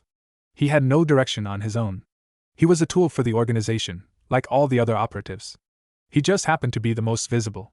He was a weapon for his village like all shinobi. His life was just much more restricted and controlled than the lives of other ninja. He had no one that he truly trusted to confide in. His life was a lonely one. That was how it always had been, despite having a Biki, Enko, and his friends. He was loved, but he knew he was a tool. This line of thinking would have sent him into a blind rage had it not been for Enko waking up and giving him a hug. She shared a room with him at her own insistence. "I'm okay, Enko-ne," Naruto said. "I just had a bad dream is all." "I know you, Naruto-kun. Bad dreams don't leave you this shaken," Enko replied. She could tell when he was just slightly shaken and when he was truly disturbed. This was the case of the latter. Something was getting to him. "Okay.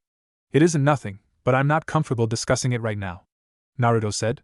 She nodded, knowing not to press him, released him from her embrace, and went back to her bed. A wise choice, boy, the Kyuubi said. Although you trust this woman, and I have no reason not to, she may share this information with your superiors, and they may not be so sympathetic. I'll just hold on to that information for now. It will give me a chance to think about what I want for myself and for my life, Naruto thought. It was nearing 5 o'clock, which was when Naruto normally got himself out of bed and started his day. He decided to forfeit any more sleep, in favor of rising slightly early. He could take advantage of the quiet solitude of early morning to think and study. Maybe even devise a strategy to assist his teammates in catching up with him. After all, it would reflect poorly on him if they perished, and his own advancement within the village was dependent on their competence as well as his own. With that in mind, he set to work devising a possible training schedule for himself and his teammates that he could present to Kakashi. He also considered approaching his teammates so he could get to know them. He knew for a fact he was underestimating them because of his opinions and sense of superiority. However, that was not an appropriate attitude and outlook for a ninja to have. It could very well get him and his teammates killed. Naruto steeled himself and decided to reevaluate his teammates not as liabilities, but as people. Having made this resolution, Naruto went outside to await the sunrise. For this was not just the beginning of the day, but the beginning of a grueling test of his patience and resolve. It will be worth it, Naruto thought, and if I keep telling myself that, maybe I'll believe it. The Land of Waves, Zabuza's hideout, 6:14, regular time. Haku rose early, as per the usual, and began to prepare breakfast. The offer from the mysterious ninja weighed on her thoughts, and she was unsure of how to proceed. Zabuza maintained that they should wait and pick their side at the last moment, while Haku thought they should approach the Konohanin and tell them where to find Gato.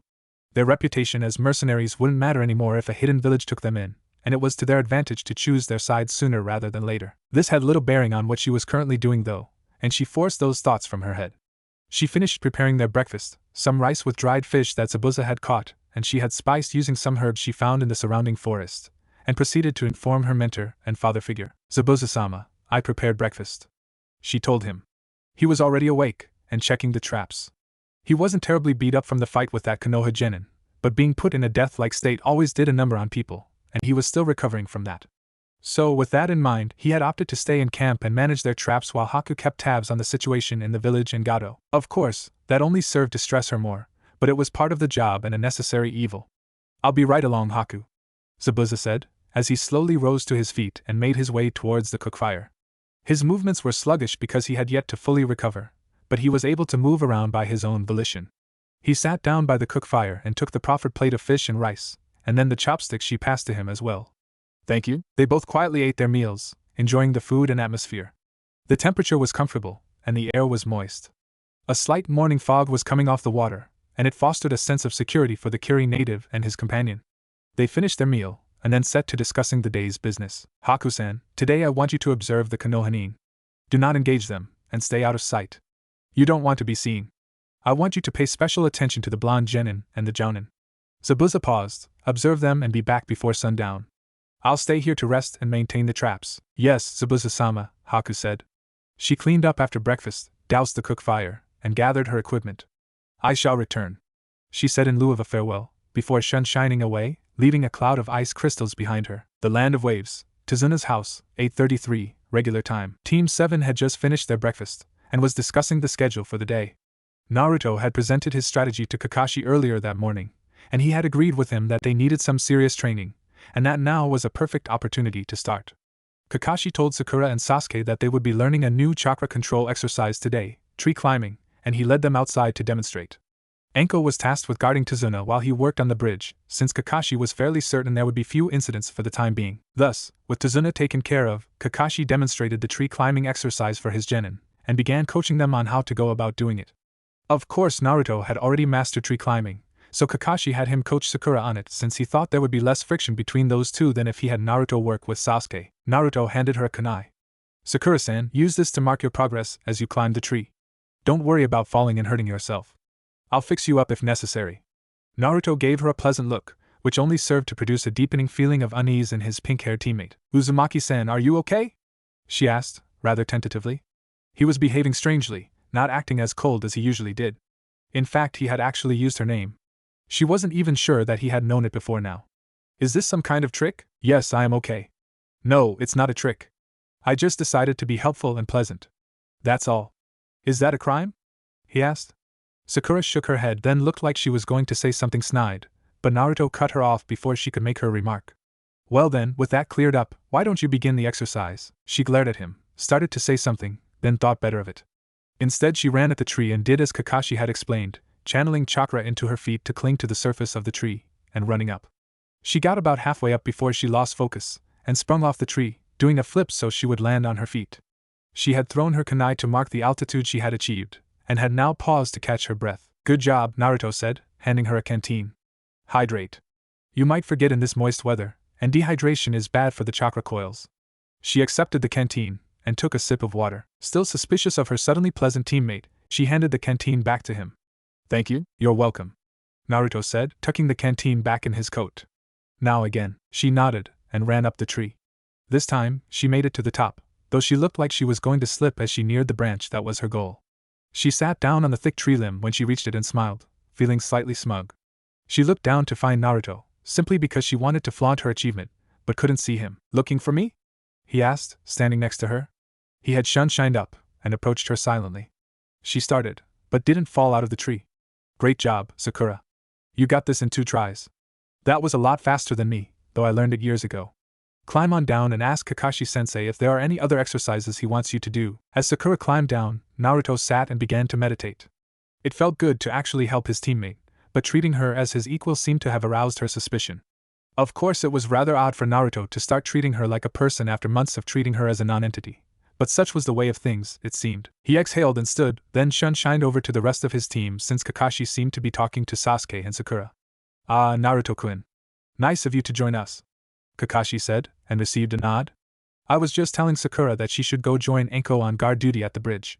Why don't you coach Sasuke while I escort Sakura over to the construction site? Sasuke twitched angrily. Kakashi-sensei, you would leave me with this idiot? He demanded, and none too politely. I don't see why I shouldn't. Enjoy your quality time, you two, Kakashi said as he walked off with Sakura. He seems so much more sensible when those two aren't around, Naruto thought. Alright, Uchiha-san. Sensei's orders. Why don't we forego the squabbling and insults, and get right back to the exercise? As if, dope. Sasuke said, you have no authority over me. Don't try to order me around. I wasn't ordering, never mind. Okay, do your thing. I'll be down here if you decide you need help, Naruto said, attempting to maintain a facade of civility. Ungrateful jerk. Flat out rejecting my peace offering like that, whatever. Just don't get angry. Give it time. Sasuke turned away and returned to the exercise, while Naruto sat down to wait for his sensei to return from the bridge. He contemplated practicing with the hammer, but decided to save that for the evening. Instead, he chose to get comfortable and practice molding elemental chakra. The Land of Waves, construction site, 11:02, regular time. Kami. This is so detestably boring. Enko complained to no one in particular, but I suppose boring is better than interesting, since interesting would mean something is wrong. She continued her circuit around the bridge, keeping an eye on things while Tazuna and his crew worked. She had summoned a few snakes to keep a constant watch at each compass point, so she could safely patrol the perimeter. Enko-chan. She jumped at her name. I brought you a cute little genin to keep you company. It looked like Kakashi had brought one of his students to assist with guarding the bridge builder. Thank you, Kakashi-san. I appreciate the company, she said with a smile. Are you staying too? No, sadly I can't. Kakashi said, I need to get back to Tazuna's to make sure Naruto and Sasuke don't kill each other. Ah. That is understandable. Enko said, good luck. She smiled. Thanks, Kakashi said before he disappeared in a swirl of leaves. Enko turned to her newly arrived assistant and smiled. I'm bored, how are you? The Land of Waves, near Tazuna's house, 11:15, regular time. Haku was cleverly camouflaged high in the trees above the Konohanin. The black-haired ninja, the one who wore the symbol of the Uchiha clan, was attempting to climb a tree using chakra, it seemed, while the blonde ninja appeared to be meditating. In watching, Haku had seen that these two didn't seem to get along. They hadn't done much besides tree climbing, and the blonde hadn't done much at all. One would think that he would be honing his skills and at least practicing with his teammate, but he didn't appear to be doing anything. She was, however, too far away to observe in detail, so there was no real way for her to tell what he was doing. In any event, she would have to follow him if he ever went off on his own. She hunkered down and got set to wait. The Land of Waves, the clearing near Tazuna's house, 11:34, regular time. Kakashi arrived in the clearing just in time to see Sasuke launch himself off the tree. Judging by his expression, he hadn't done it on purpose. Naruto was seated on the ground, and he appeared to be molding chakra. At least he's branching out with his techniques, Kakashi thought. He walked up to Naruto. Yo! I thought I told you to coach Sasuke in tree climbing. You're not mistaken, Naruto said, but he didn't want my help, so I decided to practice molding the various types of elemental chakra. It would behoove you to make more of an effort in the future, Naruto-kun. Kakashi turned to Sasuke. I left orders for you to work with Naruto on this exercise. Why didn't you? Sasuke looked at Kakashi with the beginnings of contempt in his eyes. I refuse to be instructed by that freak. Anything that he already knows I should be perfectly capable of teaching myself. Sasuke wasn't even angry. He just had an arrogant holier-than-thou attitude, fostered by his image of the Uchiha clan. Sasuke, it is to your advantage to accept Naruto's assistance. Taking his help and learning to work with him will make you a better ninja. Kakashi said, if you're so sure that you don't want or need his help, which is, because of my orders, essentially my help, run up to the top of that tree right now. Do that, and never again will I make you learn something from Naruto. However, if you fail the next time you refuse an order, of any sort, I will bring you up on insubordination charges. Fine. Sasuke said, and then sprinted at the tree. He focused his chakra in the soles of his feet and started to run up the tree. It looked like he was going to make it this time, until, 6 meters from his goal, he slipped and began to slide down the tree. He stopped himself and balanced the output of chakra, and began to walk up the tree now, but he had made a mistake. He was now 9 meters away from his goal, and had to cover the distance carefully, or else he would be forever beneath that freak. He struggled to make it to his goal, and after 6 more minutes, he finally gave up. He pulled a kunai from his weapons pouch and stabbed it into the tree to slow his descent. He reached the ground, out of breath and nearly exhausted, and looked up to see Kakashi standing over him. Sasuke, you can't do everything alone. Naruto recently reached that conclusion of his own accord, and I was hoping you would too. You will never amount to anything on your own. Your comrades are just as much your strength as your eyes. Kakashi lectured, you need to see past your ego and come to terms with the fact that you are not the best. You might have been Rookie of the Year at the academy, Sasuke, but that doesn't mean anything out here in the real world. It just means you have a fine grasp of the basics of being a ninja. Kakashi paused to take a breath, and Sasuke took that chance to interrupt his sensei. Stop comparing me to him. He and I are worlds apart. We are not the same. Just stop. Sasuke was beginning to become emotional. You don't know what it's like to have a family and a life and suddenly have it taken away. You don't know what it's like to suddenly be alone, Sasuke. Kakashi said. He was exasperated with his student. He showed promise, that was undeniable, but he didn't know how to handle his emotions. Stand up.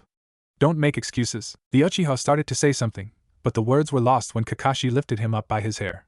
Try to climb the tree one more time, then you're done for the day, Kakashi said as he set the obstinate genin down on his feet. Sasuke nodded, though there was still defiance smoldering in his eyes. Then he turned and placed one foot on the tree trunk, and then the other. He walked 4 meters up the trunk of the tree before he suddenly just fell off, likely from chakra exhaustion. Maybe he'll learn something from that, Kakashi thought. He turned to Naruto. You okay? Naruto looked up. Why wouldn't I be? He asked. Why indeed. Alright, Naruto, Kakashi said as he picked up Sasuke and headed towards Tazuna's house with the Uchiha slung over his shoulder. Naruto sighed. Today isn't going well at all. He thought, what with that dream, and now this. Hopefully it will improve a bit without Sasuke around. Naruto scooted back and reclined against a tree. He wasn't going inside that house. There was going to be fallout from this fiasco with Sasuke. Naruto knew it, and he wanted a little nap before then. The land of waves, up above, 11:52, regular time. It must be terrible working with someone as annoying as that Sasuke guy, Haku thought. She saw the Jounin walk off with the dark-haired boy, whom she now knew was named Sasuke, over his shoulder. Then she watched the blonde ninja, apparently Naruto, back up and lean against the tree she was in. He looked like he was about to take a nap. Now is my chance to get a closer look at this guy. She leapt through the trees away from the clearing, and then she climbed down to the ground. She wandered into the clearing, gathering herbs as she went so she would have a legitimate excuse for stumbling onto him, and then, after nearly 15 minutes, she made her way over to the sleeping ninja. She approached him as quietly as possible, and bent down to get a closer look at him. She saw what appeared to be whisker marks on his face, as well as many scars, though they had all faded to the point that one would only notice them if they looked incredibly carefully. She went to lift the collar of his coat, and started when his eyes snapped open and he grabbed her hand. She looked him in the eyes, and saw a coldness there that she recognized. It wasn't because of their deep blue color, or even because he caught a stranger with unknown intentions trying to touch him. We're the same, she thought. Were you doing? Naruto asked her, with steel in his voice. I am sorry, ninja-san. Haku stammered a bit. I was collecting medicinal herbs nearby, and I saw you. She paused to show him the herb she had in her other hand. I was just checking to see if you were okay. It isn't a common sight to see a ninja asleep out in the open. I was worried for your well-being. Very well, but you shouldn't make a habit of waking sleeping ninja, Naruto said, releasing her hand. You should return home. It isn't exactly safe around here. Yes, ninja-san. I'm sorry, Haku said before standing up, bowing, and heading back into the forest. I guess I should report back to Zabuza-sama early. Naruto shook his head. He recognized that girl as the hunter Nin who had carried Momochi Zabuza off a few days ago. He didn't say anything because he knew that if she had wanted to do him harm, she would have. I should let Kakashi know that hunter Nin is still in the area, Naruto thought. Then he remembered his dream. Then again, I don't know her intentions, so maybe I should hold off on that for a while. The Land of Waves. The organization's safe house, 12:45, regular time. A falcon landed at the single window looking out of the safe house. It tapped its beak against the glass once, twice, and finally a third time.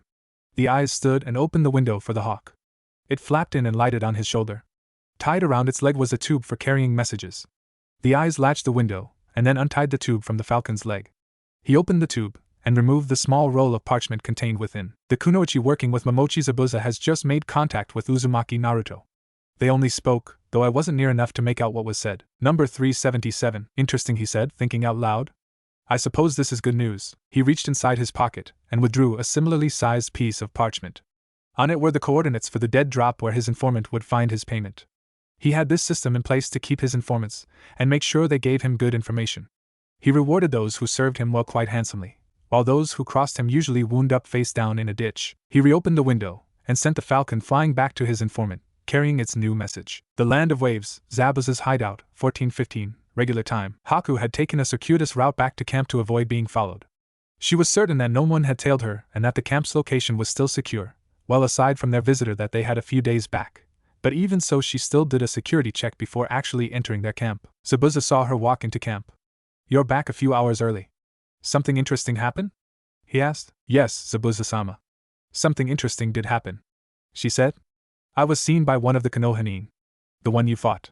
I had to come back sooner than planned to avoid suspicion. Fair enough, Zabuza said, but how were you spotted? Naruto, that is the name of the blonde ninja. I saw him fall asleep, and I came around to get a closer look at him, she said. He woke up when I touched his coat, and I used my cover story, and then made my retreat. Zabuza looked thoughtful for a moment. Do you think he suspects anything? I'm almost certain he doesn't, but he seems very good at hiding his reactions, she said. However, he let me go, and that leads me to believe that he either wasn't suspicious or that I have somehow piqued his interest in such a way that he decided to let me go. Haku sat down and delivered the rest of her report, saying that Naruto didn't do much. The pink-haired girl seemed to show some skill that morning, and that the dark-haired boy, apparently an Uchiha, seemed to be self-centered, and though he showed some skill, it was very much so hampered by his inability to control his emotions. Zabuza took all this information in, and then looked at Haku. Honestly, I'd take the offer just to get a chance to run into that kid again on more peaceful terms. He crossed his arms. I have a feeling he's going to do great things. Haku gave him a look that said she agreed completely. But didn't you say you'd rather wait, Zabuza-sama? I've spent a lot of my life waiting for things to happen, kid, and look where that got me. I think it's about time I took the initiative. The Land of Waves, Tazuna's house, 18:47, regular time. Team 7 plus Enko sat around the dinner table with Tazuna, his daughter Tsunami, and his grandson Inari. They were quietly eating dinner. Some of them were smiling. Tazuna was even sober. Presently, he was speaking with Kakashi and Enko, expressing his optimistic attitude towards the bridge project. Sasuke and Sakura were having a fairly pleasant discussion about the food. Sasuke's chakra exhaustion from earlier that day had somehow put him in a fairly amiable mood. Naruto sat quietly enjoying the pleasant atmosphere and slowly eating his meal, occasionally giving his input when either conversation struck his interest. The only one who wasn't talking was Inari, who seemed rather unsettled with all the hopeful, optimistic attitudes. He grit his teeth, and then inhaled sharply. I liked it better when you were drunk all the time, Grandpa. Tazuna and Tsunami were both aghast. Tazuna was about to say something, but Inari started again before he could get his words out. How can you be so happy? Why are you people so optimistic? Inari asked, shocking everyone at the table. Did you all somehow forget what happened last time someone stood up to Gato? Tazuna sighed. Inari-kun, I know what happened to your father, but these ninja are going to. Shut up. No one can help us. Inari screamed. No one can keep us safe from Gato and his thugs. They're going to kill us all. They're going to destroy your bridge. Don't you see? We're alone in this world, doomed to suffer until Gato sees fit to kill us all and destroy this miserable village. There is nothing anyone can do. Nothing. Naruto stood and directed his gaze and ire at Inari. Child, you talk about suffering and despair. You talk about hopelessness and pain, but the words you spew are meaningless. He loosed a tiny amount of killer intent, and then continued. You think you know what it is to suffer, brat? Naruto snarled. Inari nodded. None of you know my pain. Naruto lifted his shirt, and pointed to one scar among many. It was the scar from when he had been staked out over a bamboo stalk, and it had grown through his body. Anko winced at the sight, while everyone else looked on in horror. You know nothing of pain, Naruto growled, before storming out of the house. His killer intent spiked as soon as he set foot outside of the house, ruining the appetites of everyone still at the table. Kakashi moved to go after him, but Anko grabbed his wrist. Don't, Kakashi. With the amount of rage and bloodlust pouring off of Naruto, even you might be hurt trying to bring him back. I can't just let one of my students go out alone like that. He could be attacked, and then they'd have my ass. Despite his words, Kakashi felt nothing but genuine concern for his student and co-conspirator. Kakashi. Let him be. Anko said firmly. But I'm Muse, let him be. Anko cut him off. Mildly perplexed by this exchange, Sasuke and Sakura shared a glance. A few moments later, Sasuke spoke up. Kakashi-sensei, where did Uzumaki-san get all those scars? He asked. This time, Kakashi and Anko shared a glance, then Anko sighed heavily. Naruto-kun received those scars from beatings he was subjected to as a young child, and the endurance training he voluntarily undertook to help him control his bloodline. Anko extemporized. Beatings? Sakura asked. Endurance training? Sasuke asked simultaneously. Anko looked over at Kakashi. Should I tell them? They are his teammates. Maybe giving them a little insight into his background will help them understand Naruto-kun better. Kakashi said. Anko nodded, and then began to recount the unclassified version of Naruto's personal history to his teammates. The Land of Waves, 1 kilometer west of Tazuna's residence, 1923, regular time. Naruto shined into a stand of trees, seeing red and half lost to the rage the bridge builder's idiot grandson had unleashed. He knit his left thumb and smeared the blood across the seal on his right forearm. The hammers dropped into his waiting hand, then he wrapped his left hand around the haft beneath his right, holding it in a two-handed grip for power. In his rage, he channeled non-elemental chakra into the hammer, then dashed towards a large tree, poised to strike it with the blunt face of his weapon. The hammer connected with the tree with enough force to cause a shower of splinters to explode out the other side. He shined to another tree, lashing out with the piercing head, and lodging it in the tree. He yanked on the haft, shattering the trunk of the tree when he tore it free. As the tree that had just been subjected to his abuse toppled, he dashed to yet another tree and sprinted up the trunk, only to stop on a thick branch. He punched his hand into the tree, and then blindly projected Niku chakra into the offending hardwood. As the unique chakra entered the plant, its cell walls began to lose their rigidity until it collapsed, unable to support its own weight. What hit the ground was no longer a tree, but some kind of spongy plant-animal hybrid that looked like the tentacle of some massive beast, and was made of greenish meat. His rage far from spent, Naruto blindly swung his hammer, laying waste to the surrounding forest until, just before midnight, he collapsed. With his rage exhausted, and his chakra nearly depleted, he lay there panting until, a few minutes later, he fell asleep. The Kyuubi, having been aware this whole time, marveled at the devastation wrought by his host. The mere thought of what the boy would be able to do with his Yukai filled him with an unending sense of anticipation. You're destined for great and terrible things, boy. The Kyuubi said, just as Naruto was falling asleep. Great and terrible things indeed. The Land of Waves, Zabuza's hideout, 7:03, regular time. During her watch last night, Haku noticed a massive disturbance to the southwest. She wanted to investigate, but could not, in good conscience, leave her post. When it came time for Zabuza's watch, she was too tired to investigate. Thus she made him aware of it so he could watch for threats approaching from that direction, and he tasked her with investigating the disturbance come morning. Now it was time to go and poke around, see if there was anything to indicate what happened or if whoever caused it was still there. She bowed to Zabuza, then shined in the direction of the devastated tract of woodland. Swiftly moving through the treetops, Haku soon arrived at the edge of the ruined area. What happened here? She thought as she took in the wasted woodland before her. Such violence. Who did this? She picked her way through the fallen boughs and wooden detritus until she encountered an undulating greenish mass. Disgusting. She chose to circle around the greenish mass, not wanting to come too close to it. Pressing on, she encountered more fallen tree and an increasing degree of devastation. Moving forward, not even the ground was unscathed, torn up from uprooted trees, and burned in some places. It was a great and terrible sight, and at the furthest reaches of the destruction, laying with his hammer next to him, was Naruto. She was taken aback. He did all this? Her thoughts were swamped with incredulity. By Kami, but he's so young. She approached him cautiously. The last thing she wanted to do was startle him again. Ninja-san? Are you okay? She poked him in the side with a toe. Ninja-san, wake up. This area doesn't look like it is safe. He woke up more slowly this time, and didn't lash out at her like before.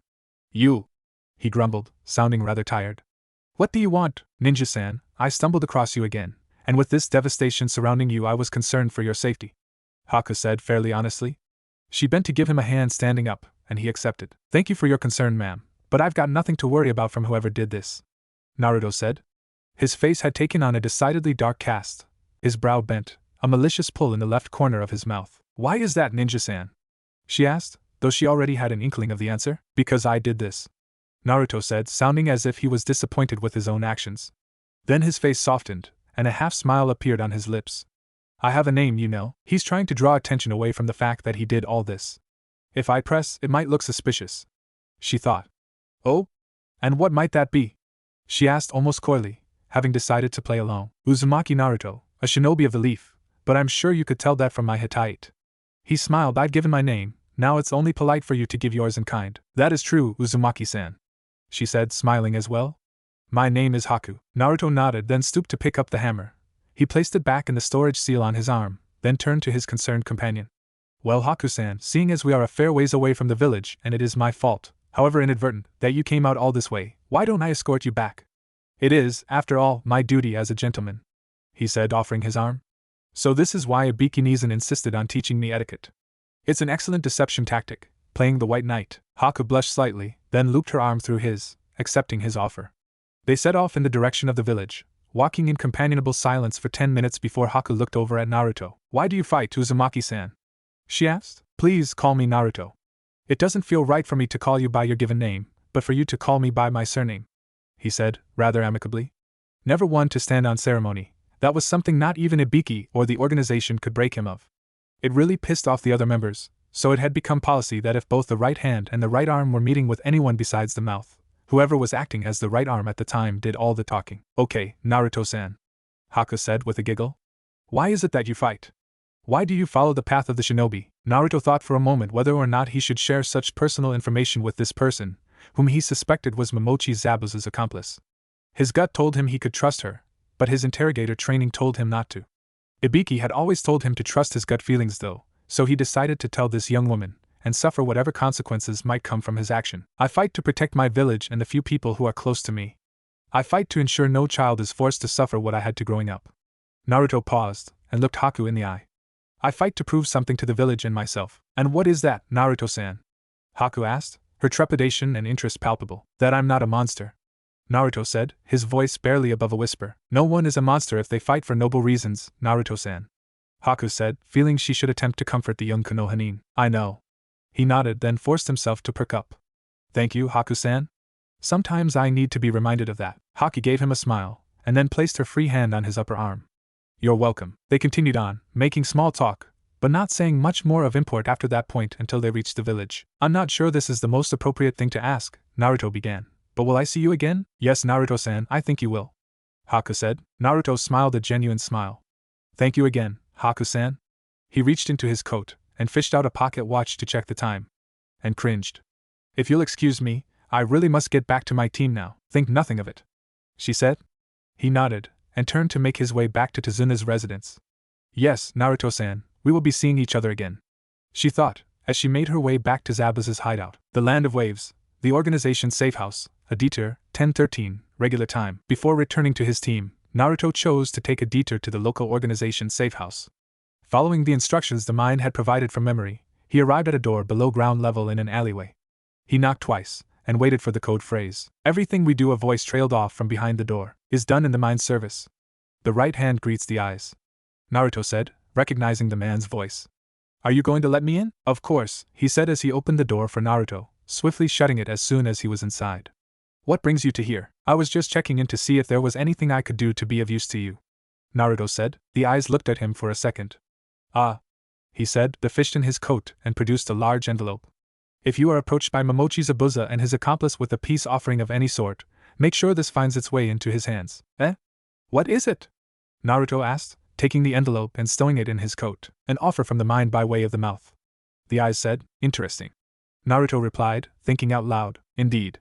The eyes said, ending their meeting. The Land of Waves, Tazuna's house, 11:10, regular time. Naruto arrived at Tazuna's house to see that Sakura and Anko were guarding the bridge once again, and that Kakashi was still trying to teach Sasuke the tree climbing exercise. He walked up to Kakashi, pausing to let him finish what he was shouting at Sasuke. Hey Kakashi-sensei. I'm back, he said. He looked over at Naruto, and let free a sigh of relief. Good. You're back. I heard some interesting noises last night. Did you have anything to do with that? Yeah, that was me. And about half an acre of forest had to suffer because of my rage, Naruto said. Tough day yesterday. It wasn't exactly peaceful, Kakashi agreed. They heard a crunch, and saw Sasuke launch himself off of the tree trunk and flip to land on his feet. He did a double take when he saw Naruto, and then sighed. Uzumaki-san, I apologize for my behavior yesterday. Mitarashi-san informed us of your history after you left last night. I was not aware. Sasuke grated grudgingly, though the mere act of apologizing indicated a dramatic shift in his attitude towards Naruto. It's okay, Sasuke-san. Most people aren't aware of my history, Naruto said. He turned to Kakashi-sensei, is there anything you'd like me to do? No, Naruto-kun. Why don't you go and take it easy for a while? Kakashi told him. By your leave, then? Naruto asked. Kakashi nodded, and the Jinchuriki proceeded to his sleeping quarters to get some more rest. Time skip, 2 days. The Land of Waves, Tazuna's house, 1809, regular time. Momochi, Zabuza and Haku approached the bridge builder's residence bearing a white flag. Haku knocked on the door, and then stepped back, raising her hands in a gesture of surrender. Zabuza held up the white flag, his hands as far from his weapons as reasonably possible. The two missing nin had the good fortune of Naruto coming to the door. He opened it and saw Haku. Oh. Hello, Haku-san. He noted that her hands were raised in a gesture of surrender. He looked past her and saw Momochi Zabuza holding a white flag. As I suspected, you are working with Momochi-sama. Boy, we come in peace. Let us speak to the copy ninja. Zabuza said, we have business to discuss with him. Naruto nodded, then turned his head back towards the inside of the house. Kakashi-sensei. The demon of the hidden mist and his accomplice are here to talk to you under a flag of truce. Naruto deadpanned, without the barest hint of emotion or surprise in his voice. He said it's business, and he hasn't got Headtaker with him. I say we hear him out. Naruto stepped toward Haku, envelope in hand. Give this to Momochi-sama. He whispered. It was given to me by a tall man in a dark leather trench coat. He told me to give this to Zabuza-sama if he approached us. Haku took the envelope and slipped it into her kimono. Thank you, Naruto-san, she said. He nodded, and backed away just in time for Kakashi to miss the exchange. Kakashi stepped outside, Naruto stepping out and to the side to allow him through. Zabuza-san. To what do I owe the pleasure? He said as he lifted his Hitite so he could use his Sharingan as a lie detector. Well, seeing as I have it on good authority that Gato has no intention of paying us, and every intention of killing us after the bridge builder is dead, I'm breaking my contract with him. He paused to let that sink in. I propose a truce between us until Gato is dead. I see. Kakashi said. His Sharingan confirmed that Zabuza was telling the truth, or that he was an accomplished liar. And how would this proposed truce work? What do you want out of it? We want you to let us be until we receive a letter, Zabuza said. Zabuza-sama, the delivery has already been made, Haku informed him. She pulled the envelope out of her kimono and handed it to Zabuza. He took it and looked at her skeptically. When? He asked. Earlier today. The delivery was made by an intermediary, she said. We'll discuss this later, he said, then looked back at Kakashi.